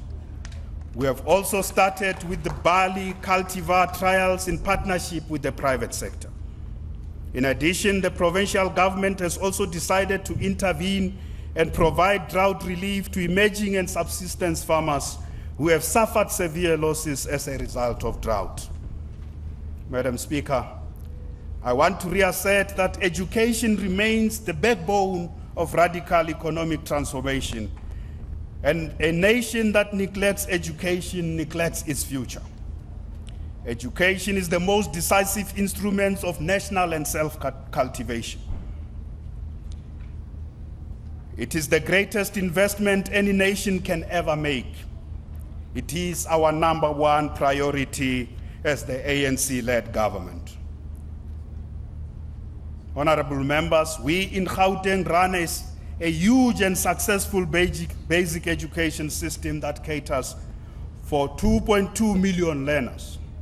A total of 77% of learners that started grade 1 in 2004 in our public schools reached matric in 2015. This represents the highest throughput rate in our country.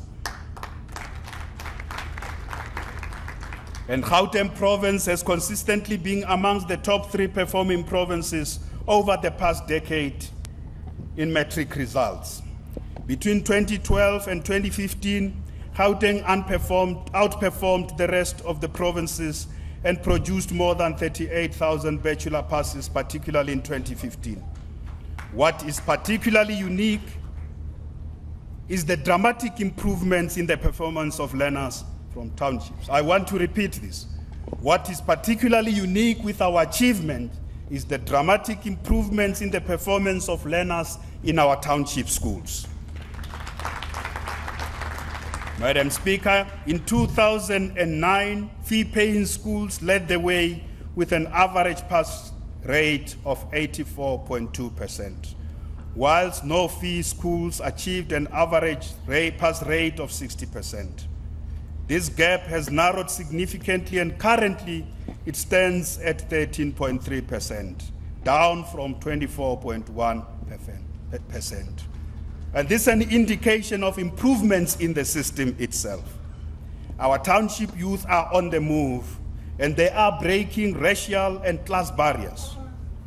We also support 1.1 million learners in the no-fee schools, and 1.3 million learners receive a meal daily. A total of 82,936 learners who live more than 5 kilometers from the nearest schools are being transported to ensure uninterrupted schooling. In line with our commitment of improving ECD, we have reached over 87,000 children through 1,330 funded ECD centers. We have also registered 2,000 ECD centers, and we are regularizing them. We have significantly increased the enrollment of grade R learners from 65,000 in 2009 to close to 113,000 in 2014. 113,000. It's almost double the figure. We will enroll 200,000 grade R learners by 2019. This is our target. In 2014, we introduced the Classroom of the Future, and in 2015, we only had 7 schools connected to our e-learning platform. I'm glad to report that we now have 1,861 grade 12 classrooms, 3,098 grade 11 classrooms, and 42 schools connected to our e-learning system.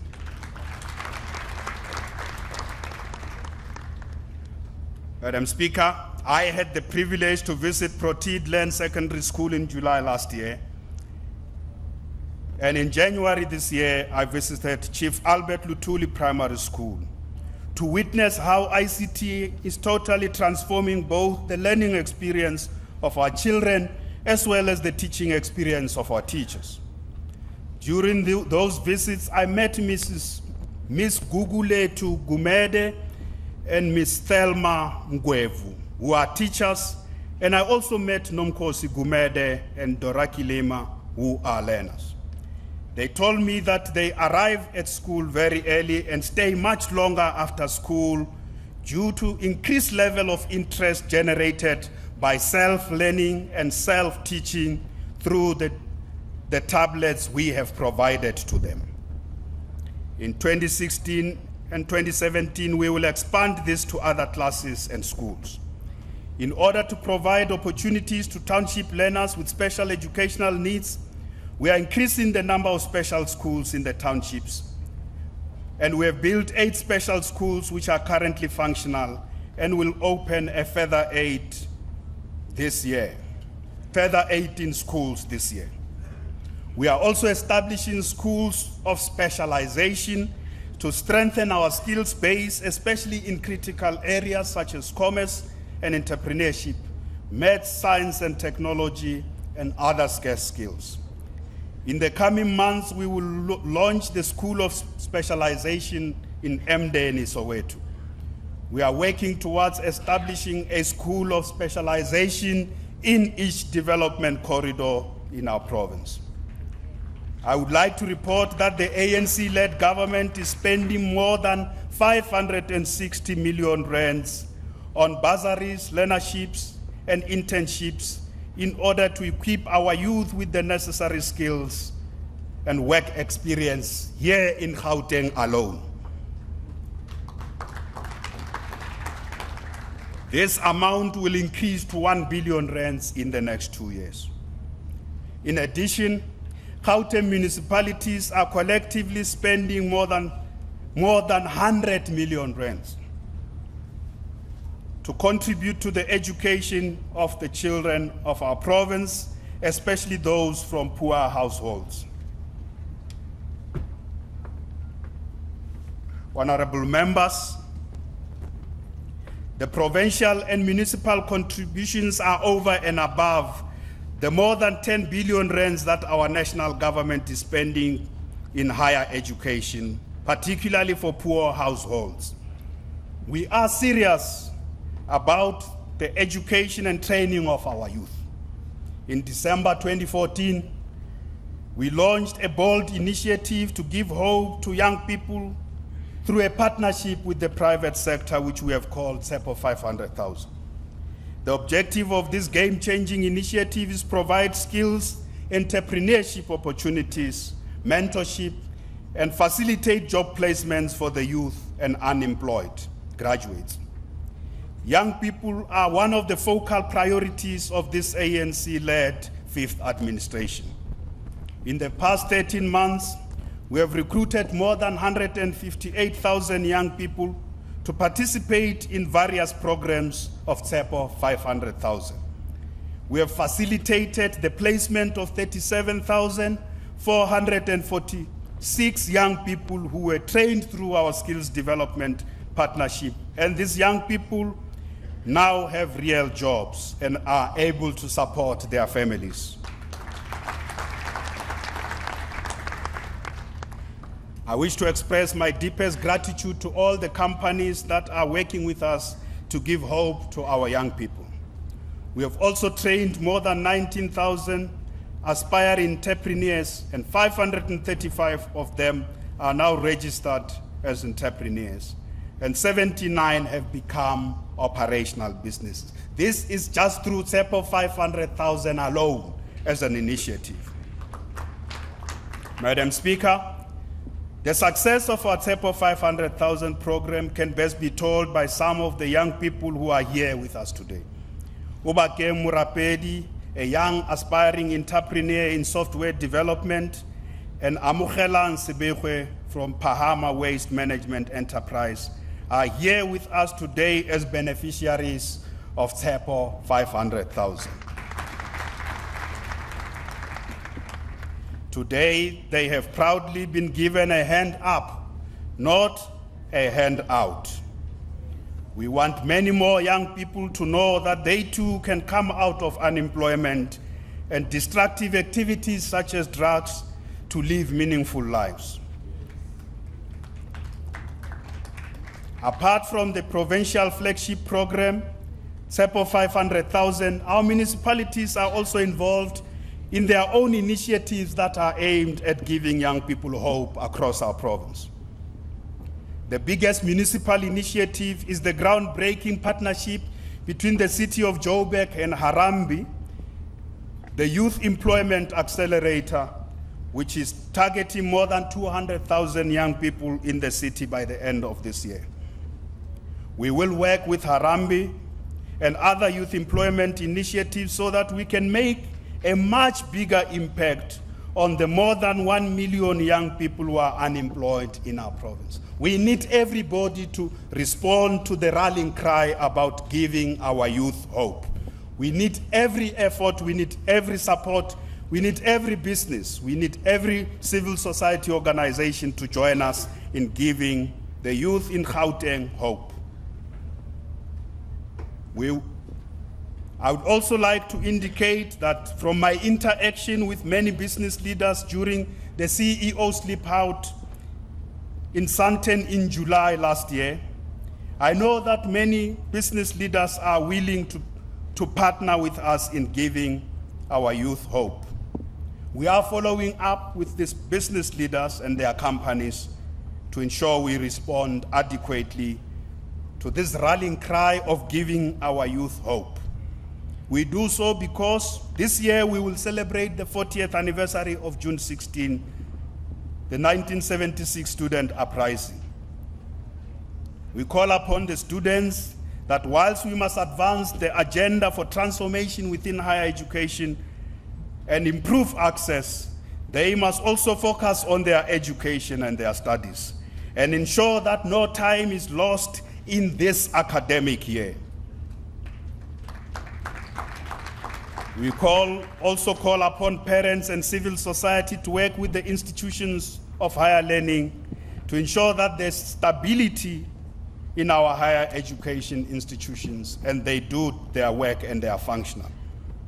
Madam Speaker, let me pay my attention to health.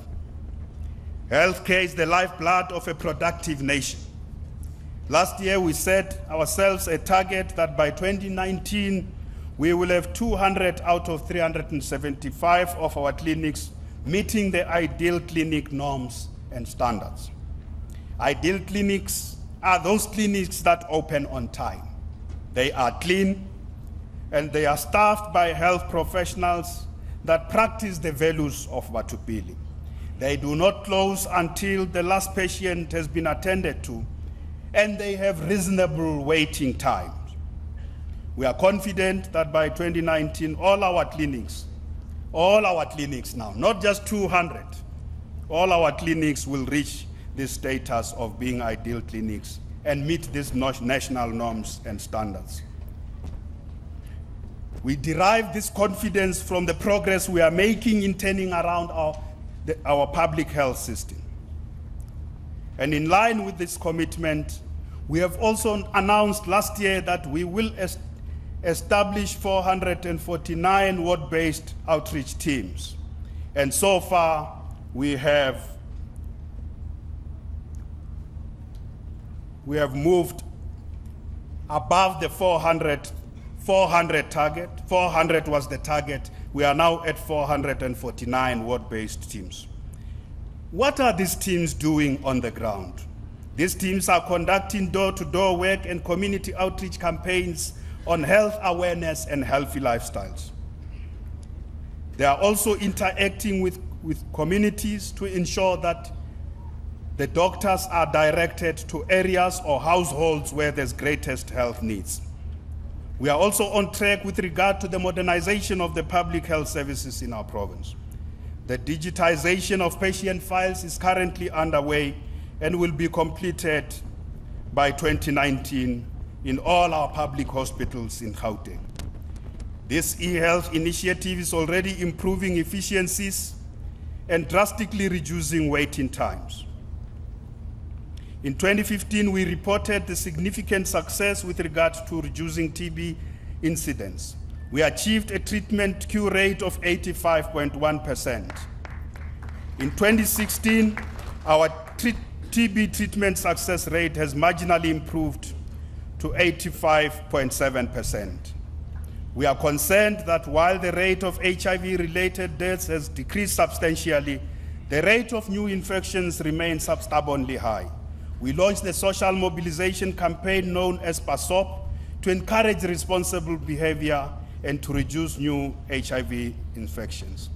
In line with our National Development Plan's call to have an AIDS-free generation by 2030, we are investing 3 billion rands towards implementing education, clinical services, and social initiatives that will help us turn the tide against HIV and AIDS. Our municipalities are also playing a critical role in the provision of primary healthcare services to our communities. The role of the metros is deeply appreciated in providing quality public health care, and most of their clinics are now going digital, with many benefits accruing to patients on the ground. In response to the demand on our health system, we are investing in infrastructure development in our hospitals, including acquiring the state-of-the-art equipment. In this regard, we congratulate Lerato Provincial Hospital for winning the award in the Obstetrics and Gynecology One-Stop Shop project at the Public Service Innovation Awards in 2015. In partnership with the government of the People's Republic of China, last year we unveiled a new technology machine that enables remote and instant treatment of fibroids without surgery at Chris Hani Baragwanath Hospital. This has helped many women who have childbearing difficulties.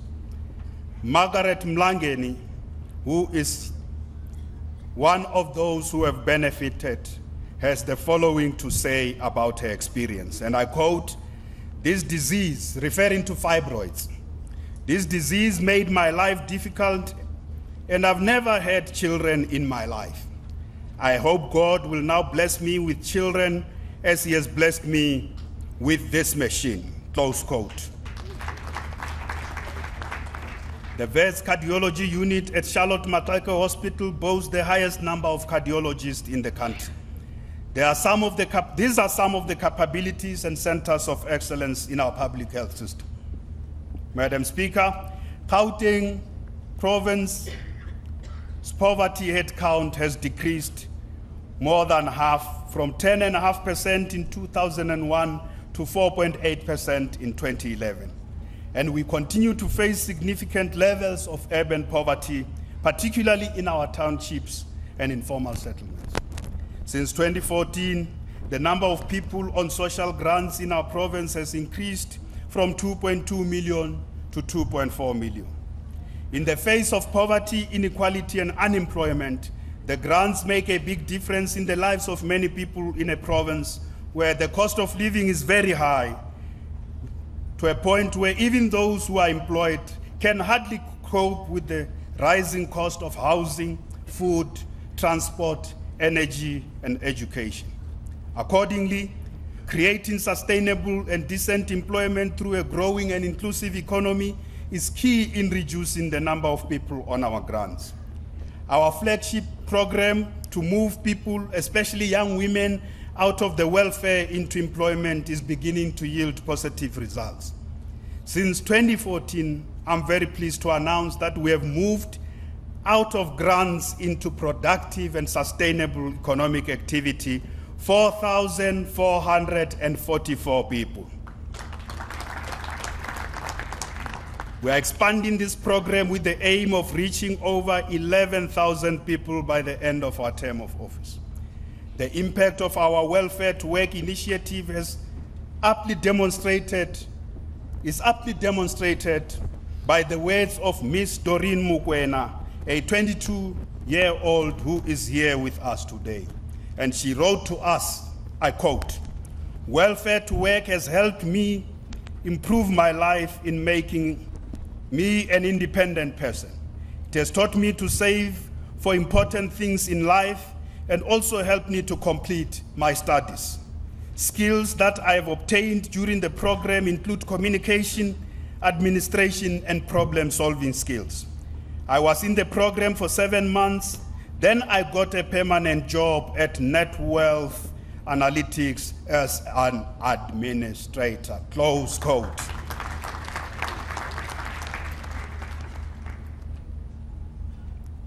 We have also created sustainable livelihoods for the urban poor by empowering 487 social cooperatives that have more than 3,000 members in their midst. And most of these are women.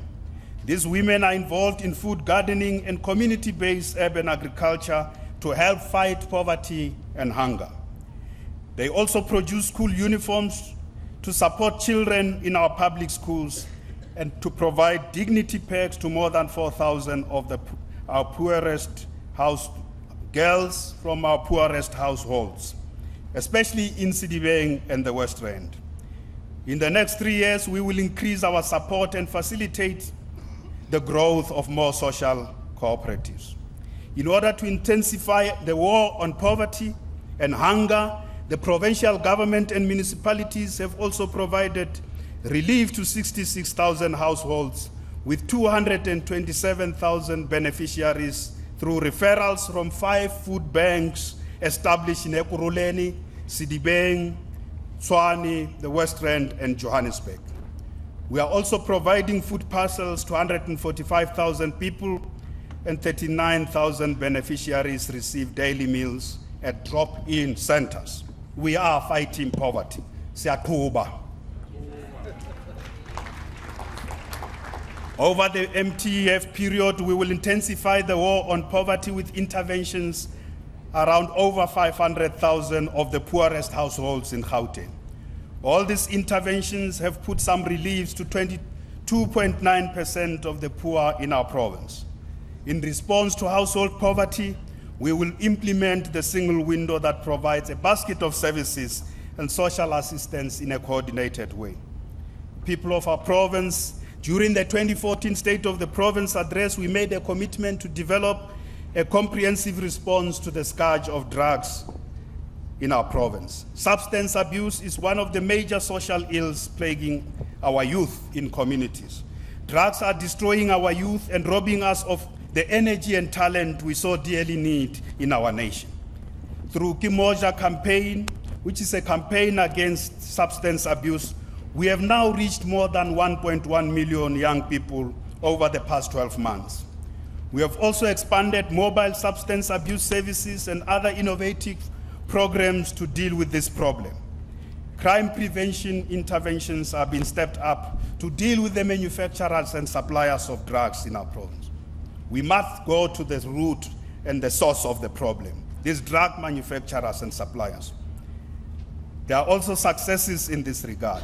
This includes the establishment of the drug task team, of the police and the arrest of 10,602 suspects and the closing down of 28 drug laboratories. We cannot lose the war against drugs.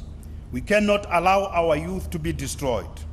I hereby make a special call to the religious leaders who are with us today to take a lead in the fight against social ills such as substance abuse. Let us work together to save our youth. Madam Speaker, let me now pay attention to the issue of safety and security and make the point that safety and security of our people remains our paramount priority. In the 2014-2015 year, we made commitments on building safer communities in Gauteng. The recent Victims of Crime survey found that Gauteng had the highest percentage of households which felt that violent crime had decreased in their areas of residence between 2011 and 2014. However, I must reiterate that crime remains one of the major sources of worry amongst our residents. This is one area where very little progress has been registered in real terms over the past year. And this is owing largely to factors beyond the control of the provincial government.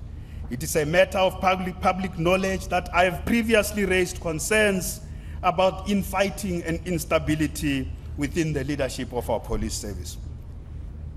I've also been deeply troubled by the number of police officers who have been murdered by criminals. We must make it clear that police killers shall be hunted and put behind bars. Honorable members, I would like to report that we have been making significant progress in strengthening our focus, the focus of our law enforcement agencies on priority crimes. We have been meeting with the leadership of all law enforcement agencies. We have been engaging with them. We have also now appointed the Civilian Secretariat to strengthen civilian oversight. This is a matter that had been outstanding for too long, and now it has been addressed. We are working closely with the Minister of Police and the Acting National Commissioner to ensure that a new Provincial Commissioner is appointed soon, and we hope this will be in March. This will boost the morale of the hard-working policemen and women who are serving our people loyally while placing their own lives at great risk. We will also take full advantage of the existence of the 3 metropolitan police departments as force multipliers that will work and must work with the South African Police Service to concentrate their efforts, joint efforts on crime rather than just focusing on traffic regulation and monitoring. I want to emphasize, mayors from the metros, those 9,000 men and women in our metro police can do much more to help us fight crime. They can't just be waiting under a tree to catch someone who is driving fast. They can't just be wasted under trees to catch those who are driving fast. Yes, they must catch them, but they must catch the criminals as well, who are breaking into our houses, who are killing women, who are doing many other worse things than those who are driving fast are doing. I am not giving an excuse to fast drivers because I'm not one. Madam Speaker, we are committed to building a safe and secure province, and we are working with communities to improve community and police relations. In this regard, we will support the Memeza Community Police Alarm System developed by Ms. Rirunzu Munisi, who is here with us today. This innovation was developed at the Innovation Hub in order to find solutions to some of our community policing challenges.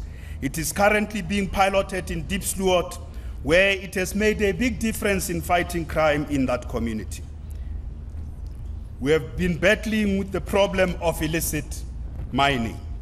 This crime affects many communities in our province, particularly in Ekurhuleni, Johannesburg, and the West Rand, particularly those of our people who live on the mining belt.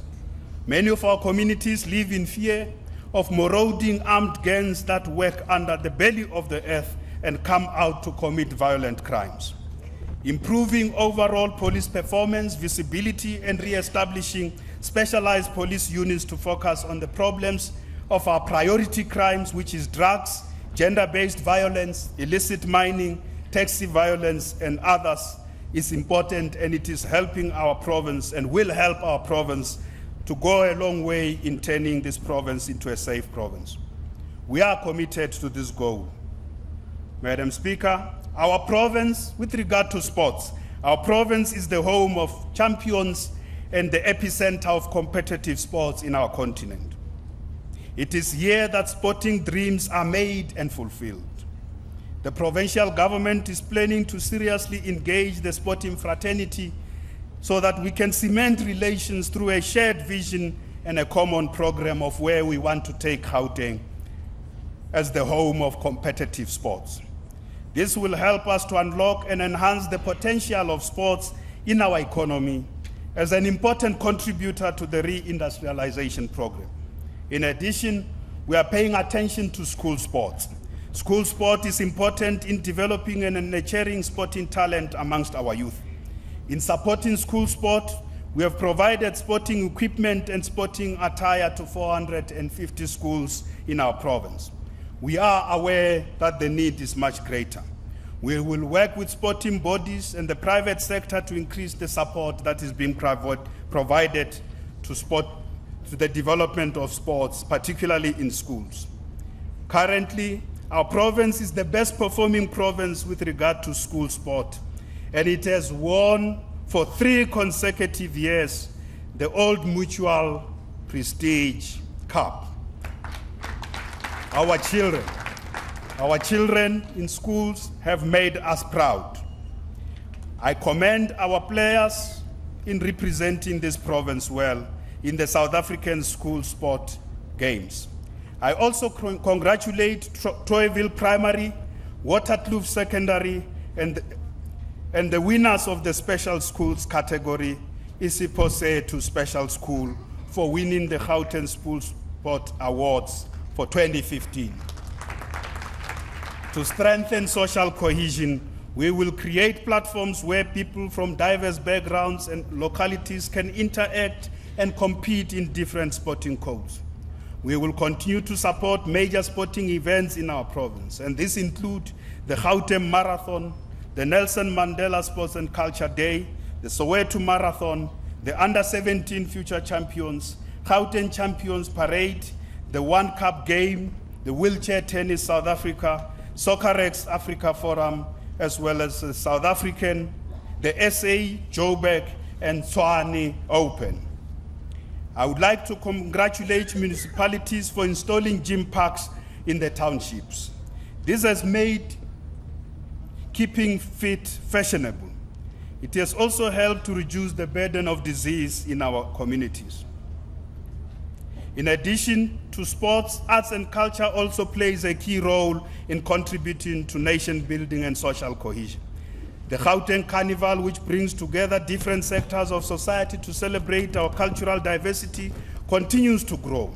Just last year, it attracted more than 30,000 participants and spectators. We estimate that more than 3,000 jobs were created prior to and during the Carnival. We will expand the Carnival. Gauteng is also the home to the creative industries. It is here where creative juices of our dancers, filmmakers, poets and musicians, designers, publishers, painters and sculptors flow in abundance. It is also here where we create opportunities for the creatives to flourish and become economically empowered. According to the Gauteng Creative Mapping Project by Wits University, produced in 2007, it is estimated that directly and indirectly, the creative industries contribute 33.3 billion rands to the Gauteng economy, and it employs 180,000 people. It is for this reason that the creative and cultural industries will be one of the sectors that we'll focus on, both for social cohesion and in building an inclusive economic growth. In 2014 and 15, we made a commitment to preserve and promote our rich cultural heritage. This includes developing a Gauteng liberation heritage route to preserve sites of struggle and promote the tangible and intangible heritage. Working with the national government and the city of Tshwane, in 2015 we launched the National Heritage Monument. The establishment of this monument as a living memory of the South African liberation struggle is a significant development. This monumental heritage site will contribute to the overall objective of building a national democratic society and a society that is non-racial, non-sexist, united and prosperous. Since 2014, we have also honored some of the struggle veterans of our province, and this includes Mam Betha Qowa, David Bupape, Sam Tuli, Dolly Ratebe, and Silope Tema. We have declared their graves provincial heritage sites. More work will be done to honor many unsung heroes and heroines of our struggle. Through Intirisano, we have also interacted with and listened to the concerns of senior citizens in our province. Many of them complained about neglect or abuse by family members, lack of programs and facilities to promote aging with dignity, and the cost of public transport. We would like to reassure our senior citizens that Gauteng province is their home, and we will do everything in our power to support and protect them. And one of the exciting programs we will support is the participation of the elderly in sport and recreation. Last year, I personally had an exciting moment with senior citizens at a gym in Soweto.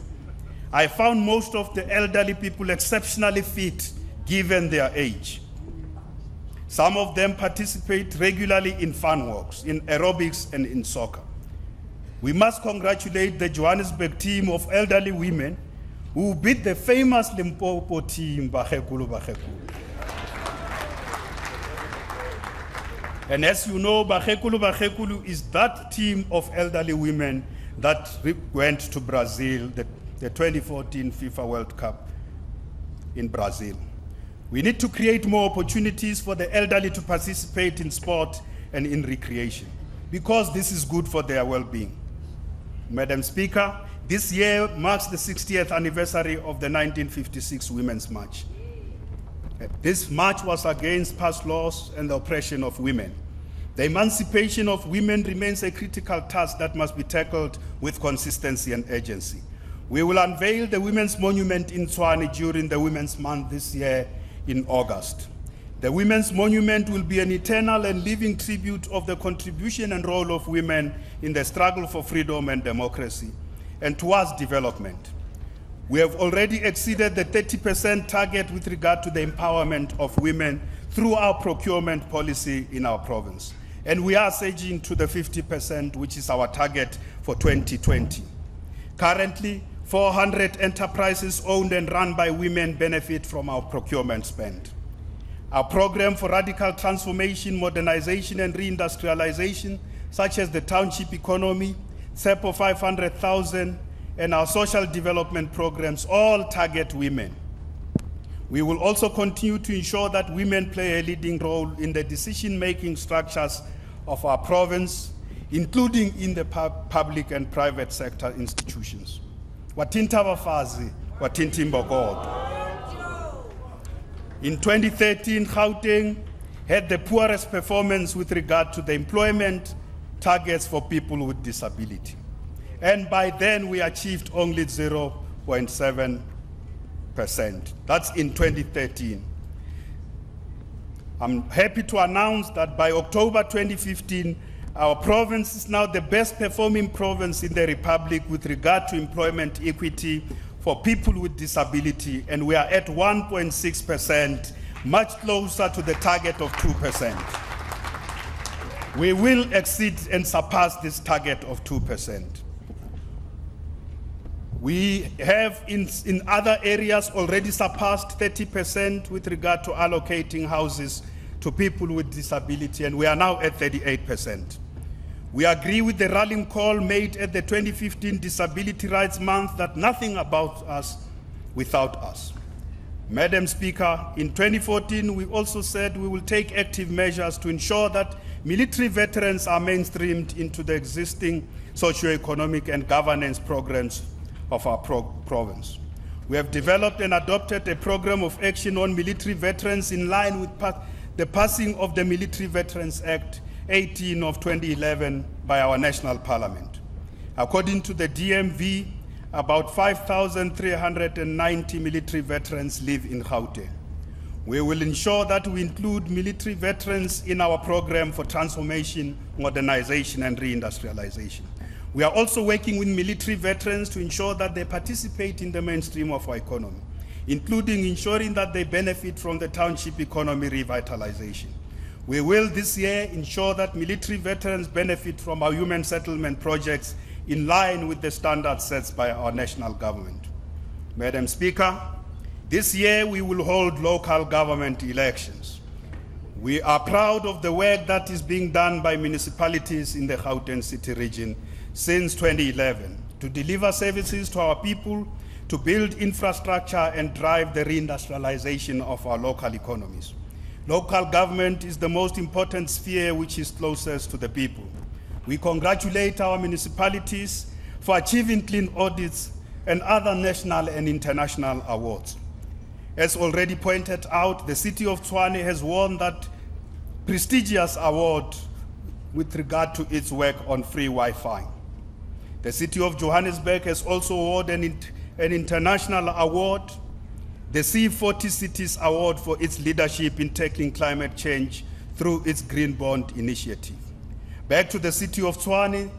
The city of Tshwane has also won South Africa's 2015 Earth Hour Capital Award. The city of Ekurhuleni has received the Blue Drop Water status for the quality of its drinking water. Ekurhuleni, Sidibeng, Mukhali City, and Midval have made us proud for achieving clean audits. They have made us proud. Because clean audits are necessary and important in the Gauteng City region. Madam Speaker, last year we made a commitment to clean and green our cities and towns. We have now relaunched Buntle campaign to mobilize communities to take care of their environment and to participate in efforts to beautify their streets, cities, towns, as well as derive work and other economic opportunities from recycling waste. Apart from the environmental benefits, the waste economy has enormous potential to create employment and generate entrepreneurial opportunities for thousands of our unemployed people in the community. The people of Gauteng. Before I conclude my speech, I would like to outline some of the key lessons learned in the past 21 months of this fifth administration. I would like to say that it is possible to restore confidence, public confidence, and build a common narrative if we as government honor our commitments and implement the agreed plans. We know that our people are tired of excuses and empty promises. The commitments we make must be the commitments we honor. It is also possible to build a productive and mutually beneficial partnerships with the private sector and civil society so that we can together tackle all the challenges that our province faces. Preliminary indications are that our call for partnerships with the private sector has received significant support, particularly on infrastructure projects, because more business people are willing to invest in infrastructure initiatives of this province. We can successfully resolve structural problems of our economy if we work together in a systematic way and in a coordinated manner. We can solve the problems of youth unemployment and drugs if we build the right partnerships and give hope to our young people. I would like to call upon all of you to join us to work for a better Gauteng for all. Given these lessons, honorable members, we have decided to take Ntirisano to other areas where we have not been.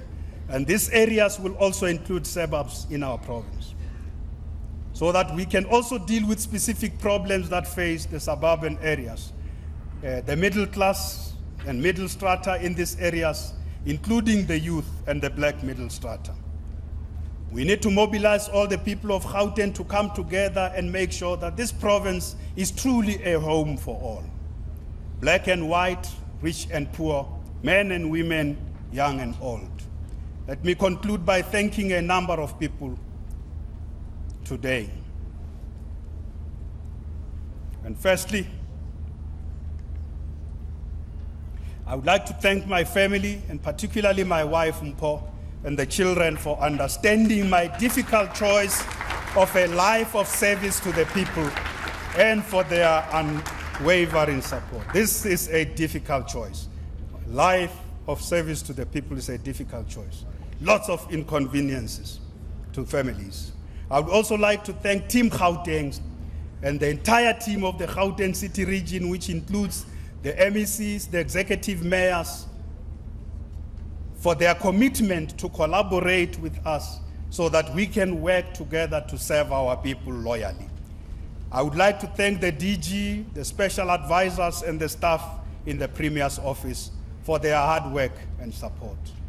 I would also like to thank members of this legislature for holding us accountable. How can I forget members of this legislature? They are holding us accountable. We are not perfect. We value your guidance as members of this legislature. We also value your criticism. But I would like to appeal that you must work with us to place our province at the cutting edge of clean governance, social and economic transformation in an inclusive way and in a sustainable way. And I do believe that with the unity of purpose, we can mobilize all the people of our province to come together and build Gauteng into a true home for all. And I truly believe we can. I thank you.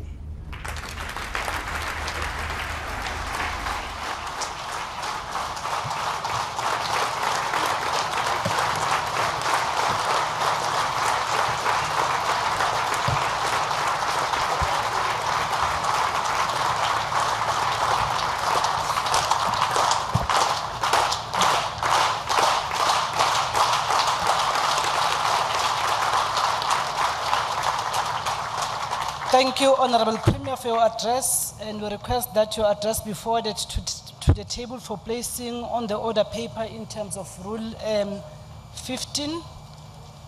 Let me also acknowledge some few people that I missed during my acknowledgement. I know that Mayor from the West Rand, Executive Mayor Nawa, members of the judiciary, our stalwarts, Mama Winnie Matigizela,